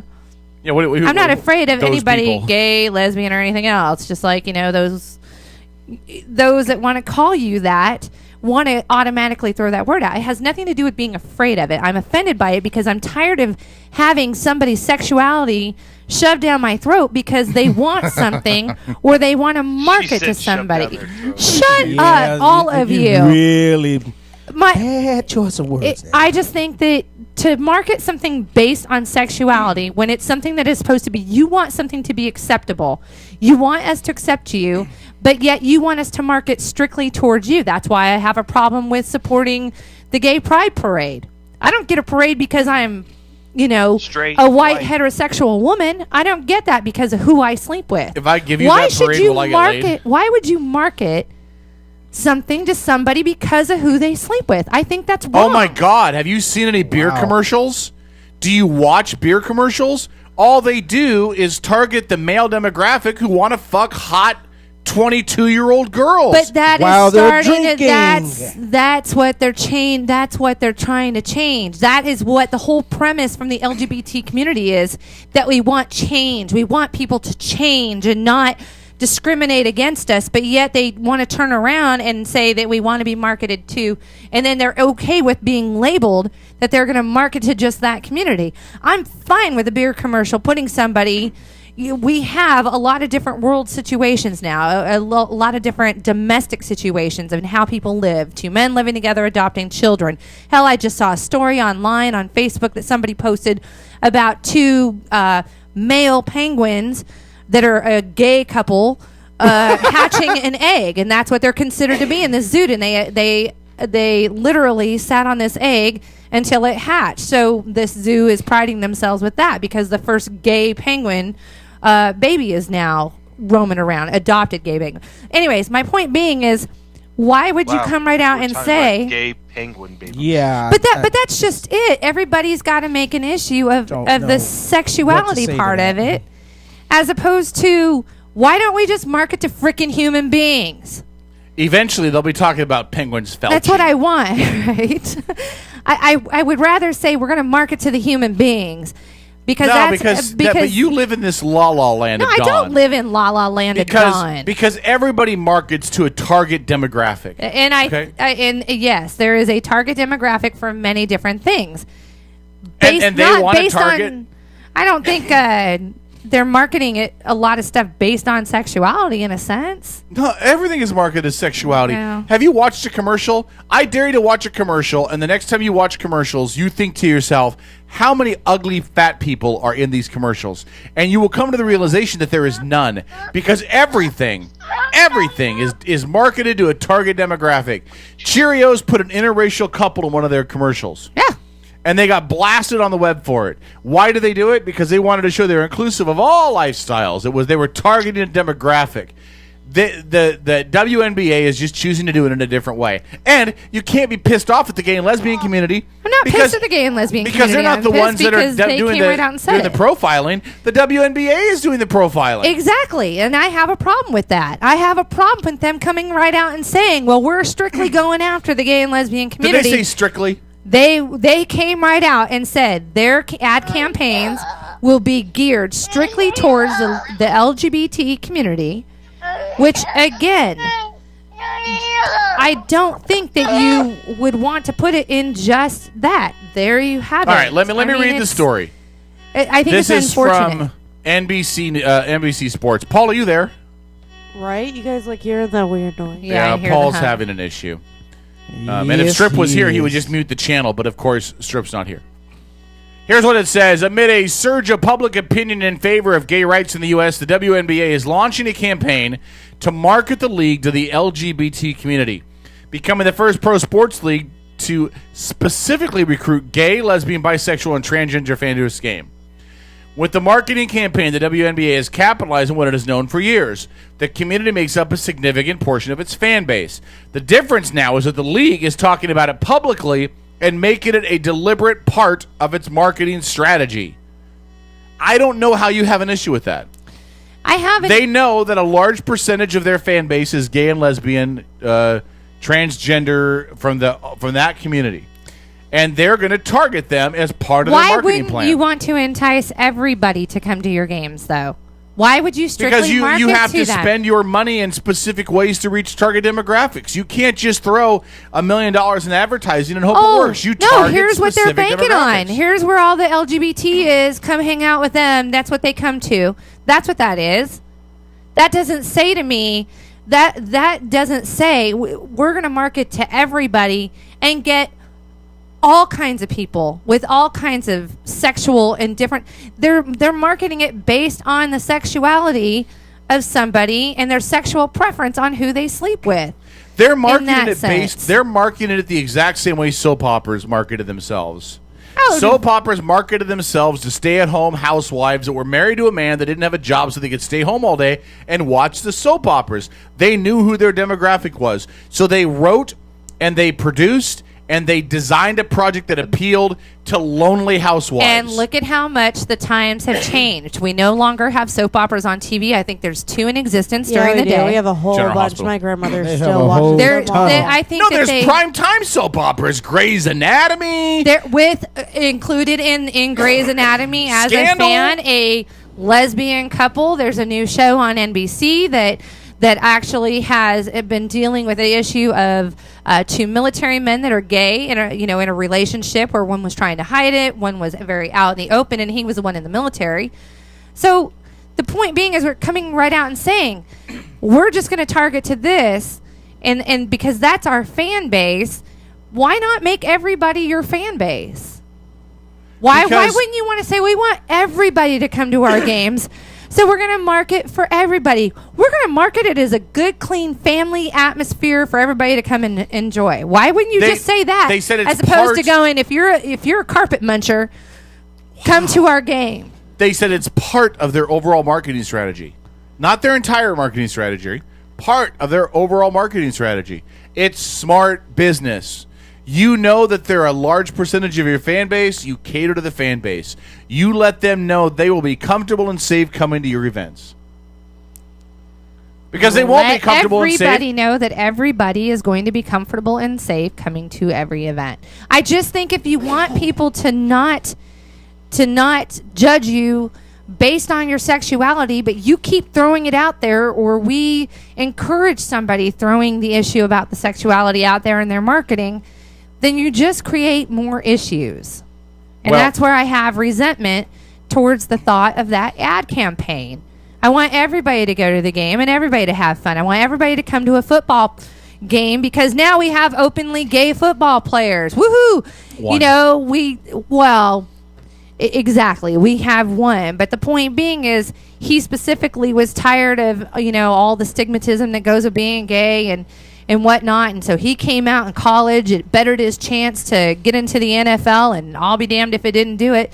And now that's going to to Wait a minute. It did not better his chance. It did not better his chance to get in the NFL. Disagree on that one. I got a question. Hold on. Michael Sam was the defensive player of the year in the strongest football conference in America. Every other year, that guy goes in the first 3 rounds. Michael Sam went in the 7th. It did not help him. If he didn't go, what would have happened? What would have been the comments? They didn't take him because he was gay. Hold on, but the point is, he was the defensive player of the year for the toughest conference in America. Every other year, that guy goes in the first 3 rounds. They didn't draft Michael Sam to the 7th round. He should have gone way earlier. They didn't take Johnny Manziel till late. Well, Johnny Manziel got drafted in the first round, but he's look. Johnny Manziel's a bitch. Johnny Manziel a bad example. AJ McCarron, now he should have been drafted a little bit earlier, but he didn't go. He didn't go until the 5th round. But the point blank is, Cowboys should have drafted him. They had a real quarterback. I agree that if the guy is good at football, I agree with that, Troj. Go ahead, Strip. Don't get too far from this. Strip, then we'll come back to your football conversation. No. Sam Michaels. How long do the football players on teams start asking for separate changing rooms? It's a fair question. Just saying. It should never happen, though. It should never happen. I agree. As somebody who never played a real sports strip, I know that you're not going to get this. But in the locker room, you have my permission to come in and kick his ass. There is no sexuality in a locker room. There's just not. It's men going to war with other men, especially in football. Nah. I don't know that. I would hope that we don't see Here's that. How we have to. Here's what I would say to this: we just have to wait and see what happens. Is there going to be repercussions about this man coming out? Absolutely, because you best bet believe he may have been great in college, but now he's going to really be tested. And really be tested on an NFL stage, and I guarantee you, there's going to be a 2-way streak. What if he fails? Here. What do you think? Exactly. What do you think his argument's going to be? I would have never drafted him. I would have never drafted him for this reason. If he fails, it's going to be not because he got his ass whipped out there on the field because he couldn't perform. It's going to be the next excuse is going to be, I was picked on and was not allowed to make because I'm gay. Exactly. There was no need to come out. And even if he never says it, the gay and lesbian community will beat that drum. Absolutely, and the gay and lesbian community will beat that drum. I would have never drafted him for that very reason. Not because he's gay, I don't give a shit that he's gay. Exactly. But because of the fact that no matter what, your organization will come out looking like crap. It's going to look like crap. Unless he plays 18 years there and retires as a Hall of Famer. But on the flip side to that, now you got a guy who's come out and said, "Hey, I'm gay." He's gotten drafted, and now if he go on, let's just say within the rookies usually signed a 4-year contract before they're due. Okay, his first 4 years, he's holy crap, successful as hell. Now you're going to have the gay and lesbian community come out. Yay! We told y'all we're people too. And blah, blah. You know, it's going to be one of those battles that's a never-ending thing. And that's unfortunate. Like I said, that's why I think that we have to take that and not say that this is what we're going to go ahead and make it our target demographic, especially in the sports world. Right. I really believe that. You do realize why the Seattle Storm and certain teams are starting to market and target the gay and lesbian community, because there is a player in the WNBA right now who is making so much noise, but she had to come out and let people, Brittany Griner, let people know I mean, obviously people already knew she was gay, but I mean, who cares? The girl is 6 foot, 6'9", just for a second. grief. Paul, are you there? Yeah, we do not hear Paul at all. We don't hear him at all. All right, not so at all. Paul, work on that. So We'll let you know we can The hear point being, who cares? I mean, it's not like I'm Who going to walk cares in when here we and can't get hear on Paul? camera. Oh, my No. God. Touchdown. Score. Give me 5. Self high five. All right. Go ahead. Hello. Nobody's There you are, walking Paul. here. he is. I don't walk into every job that I the heck? have Did and somebody make mute me? who I sleep with an issue. Plain and Well- simply put, it doesn't matter. I'm Nobody sorry. should give a rat's ass. No, it doesn't. But it does, because everything is Done. marketed based on the heterosexual ideas of the world. Every commercial that you see that's catered to guys is to Kevin, you're hot right. chicks. I mean, Kevin, you're right. And you know why you're right? Because 98% of the world is heterosexual. I'm not saying it's wrong. I'm just saying that when she says, why are we targeting demographics to specific groups of how they're attracted to people, we're already doing that. It's not new. Just some companies are changing the 98% paradigm. of the planet is one way. And in sports in general, when everybody's making such a big stink about these athletes coming out to say this is what we're going to go after, woohoo! Look at, we have gay players now. We want to go after all these gay people to come and sit in our events. Basketball, full of blacks. We get it. Mm-hmm. Would you like us to come out and just specifically target you? Don't you want everybody there? Yeah, blacks Not are if you're- not if you're Donald Sterling. But I mean, I know. And it's probably apples and oranges. That's an it's apple and orange unfortunate. I because- really think that it's unfortunate that we want to get past all this, but we don't get past it because we continue to make a big deal out of it. Look, I just want everybody to know I'm a straight female. Okay, The NBA. That's how I do my job. I mean, you get to talking about the NBA. You got to remember the you NBA do went your through a job all transition that the NBA went from the Negro Black Association, Negro Basketball League to, or No Blacks Allowed to, the No Blacks Allowed to Negro Basketball Association is what it turned out to be, and they went through some building blocks your about point, that. Jeremy? But my point is, you know what? My point is this. No one is going to come out and say that, hey, now the WNBA is going to turn into the Gay and Lesbian Association. But if that's the market they're going to target, that's the market they're going to target. Why? Because, well, who's more amped to go support gay and lesbians? Females.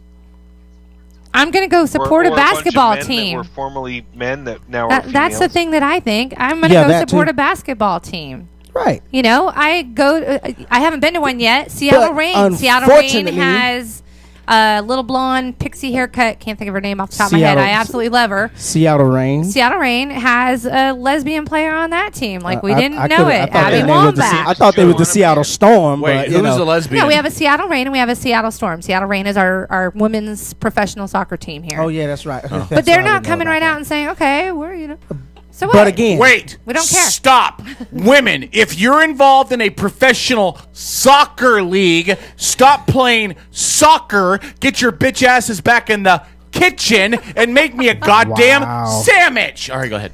Another fine example why Kevin's still single. Yes, ladies and yes. gentlemen. One of many. One of many. Yes, one of Kevin, many. It's sandwich, not sandwich. Sandwich. Make me a sandwich.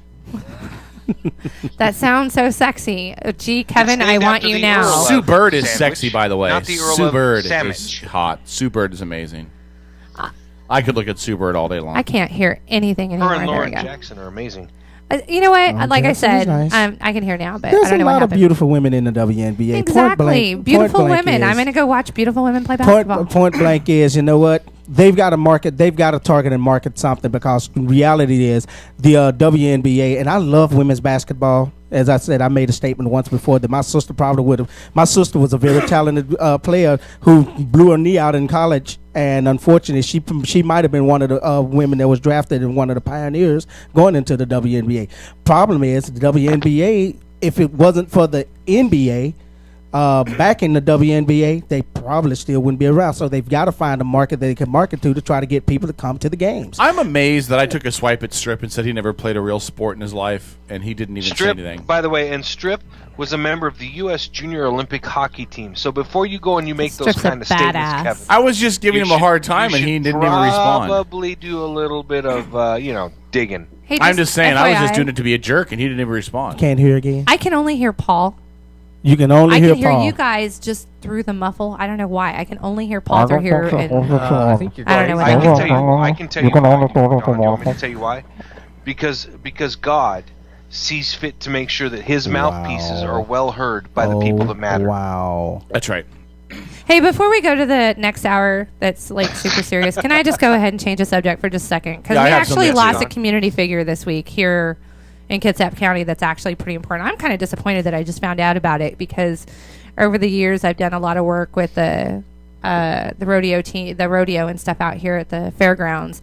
But we lost Nick Corey this past week at the age of 83. He's the founder of Corey's Day on the Farm, who puts on a special event each year for kids with special needs. Disabled and special needs And children. him and his wife Coletta, have been doing this for many years. The Corey family has done a lot of good in our community, and I'm very sad to learn of this, because it happened this past Thursday. So he passed away at the age of 83. So I'm very sad to hear that. Dawn, I'm glad that you brought that up. A couple of quick things. One, people get old and die. It happens. Yes, and I get that. Tragic. It's Smart tragic ass. when it does, but it's also equally important that we recognize their accomplishments and their achievements when they do pass, because the Coreys have given an immense amount to this community. Yes. And I know that my wife for years has taken her horse down to Corey's Day on the Farm and volunteered her time. And it's an amazing event for children with disabilities. Now, having said that, because that article was placed in the Kitsap Sun, and I had a lot of people contact me personally to say that they were very upset about the headline, about basically just essentially saying Mr. Corey is dead.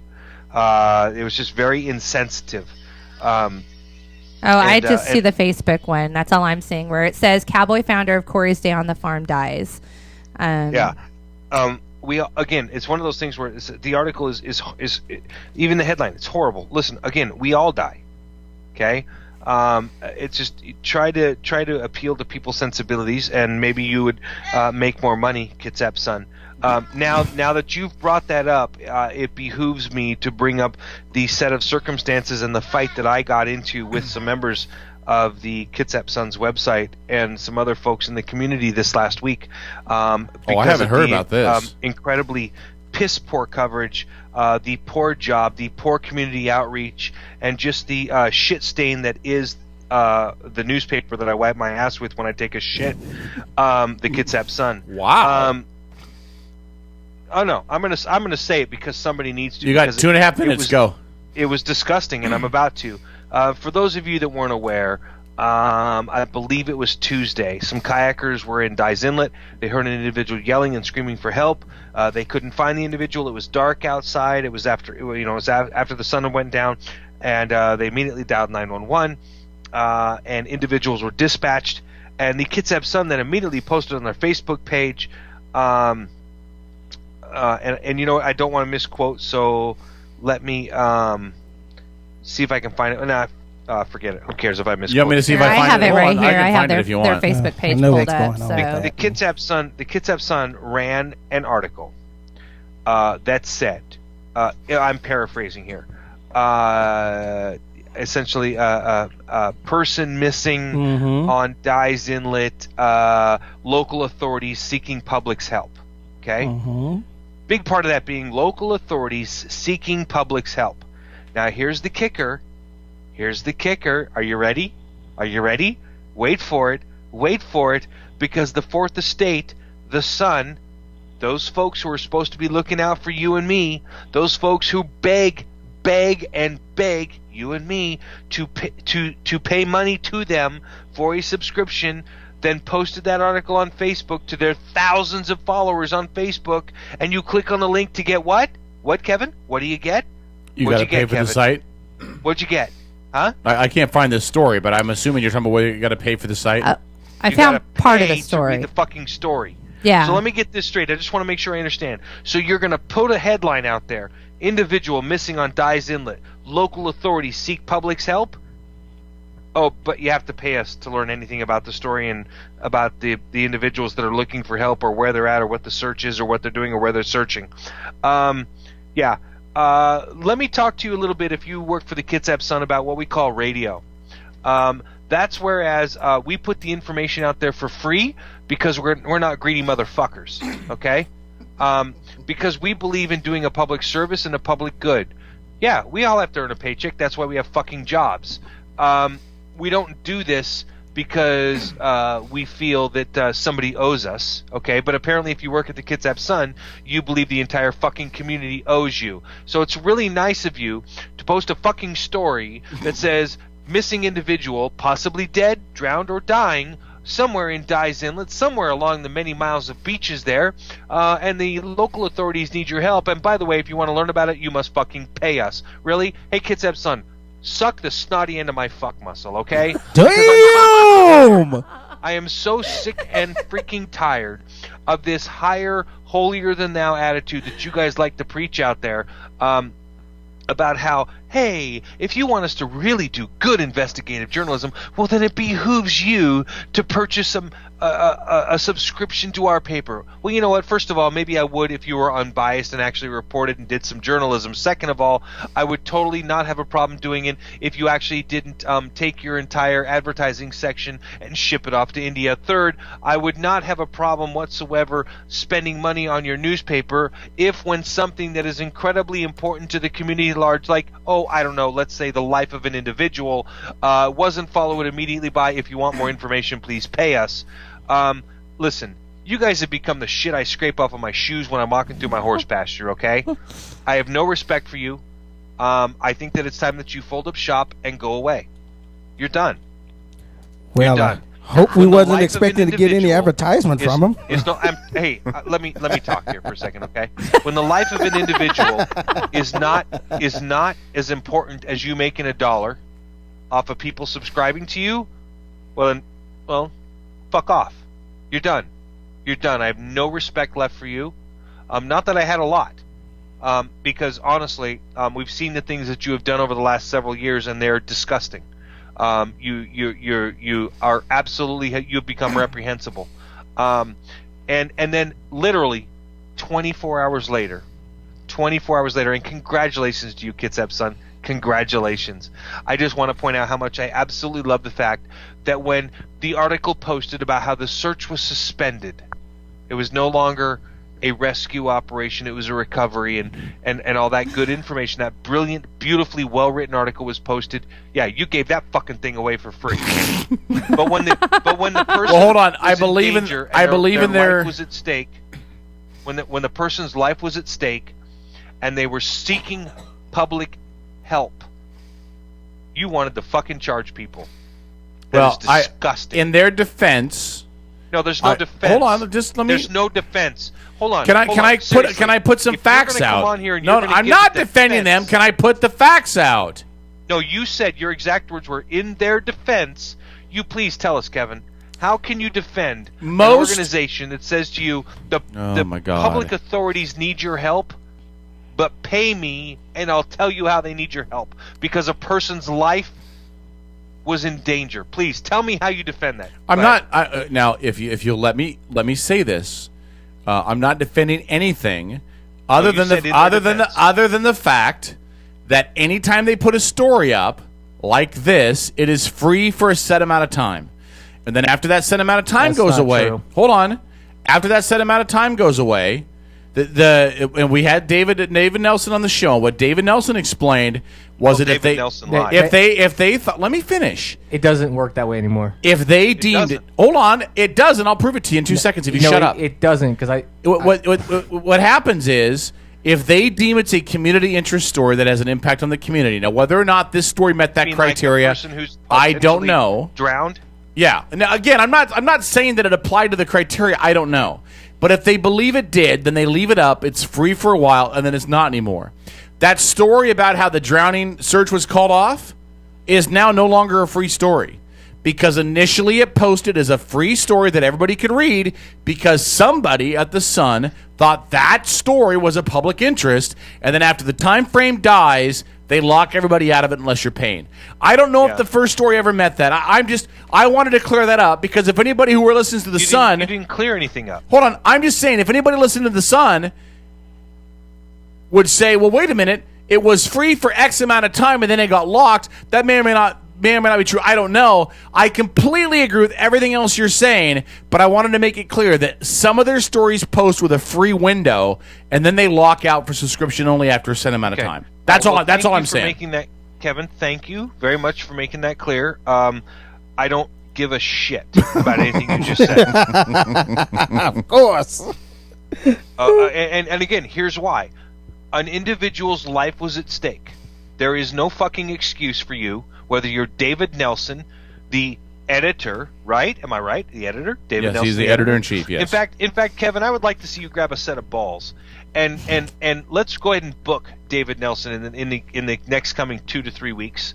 If of course he has the courage to come on this show and defend putting an article out there and charging people to read it. Wait a second, stop the bump for a second. You pick a fight and you're like, oh, yeah. But K-Dog, you go get some balls and contact David Nelson. Why don't you? Your job was outsourced by No, I didn't work for him. I was in a totally different department. We have to be clear for that. I was in a totally different department. Your job was outsourced by them. I'm simply by saying them, to you. by the Sun, yes, but not David Nelson.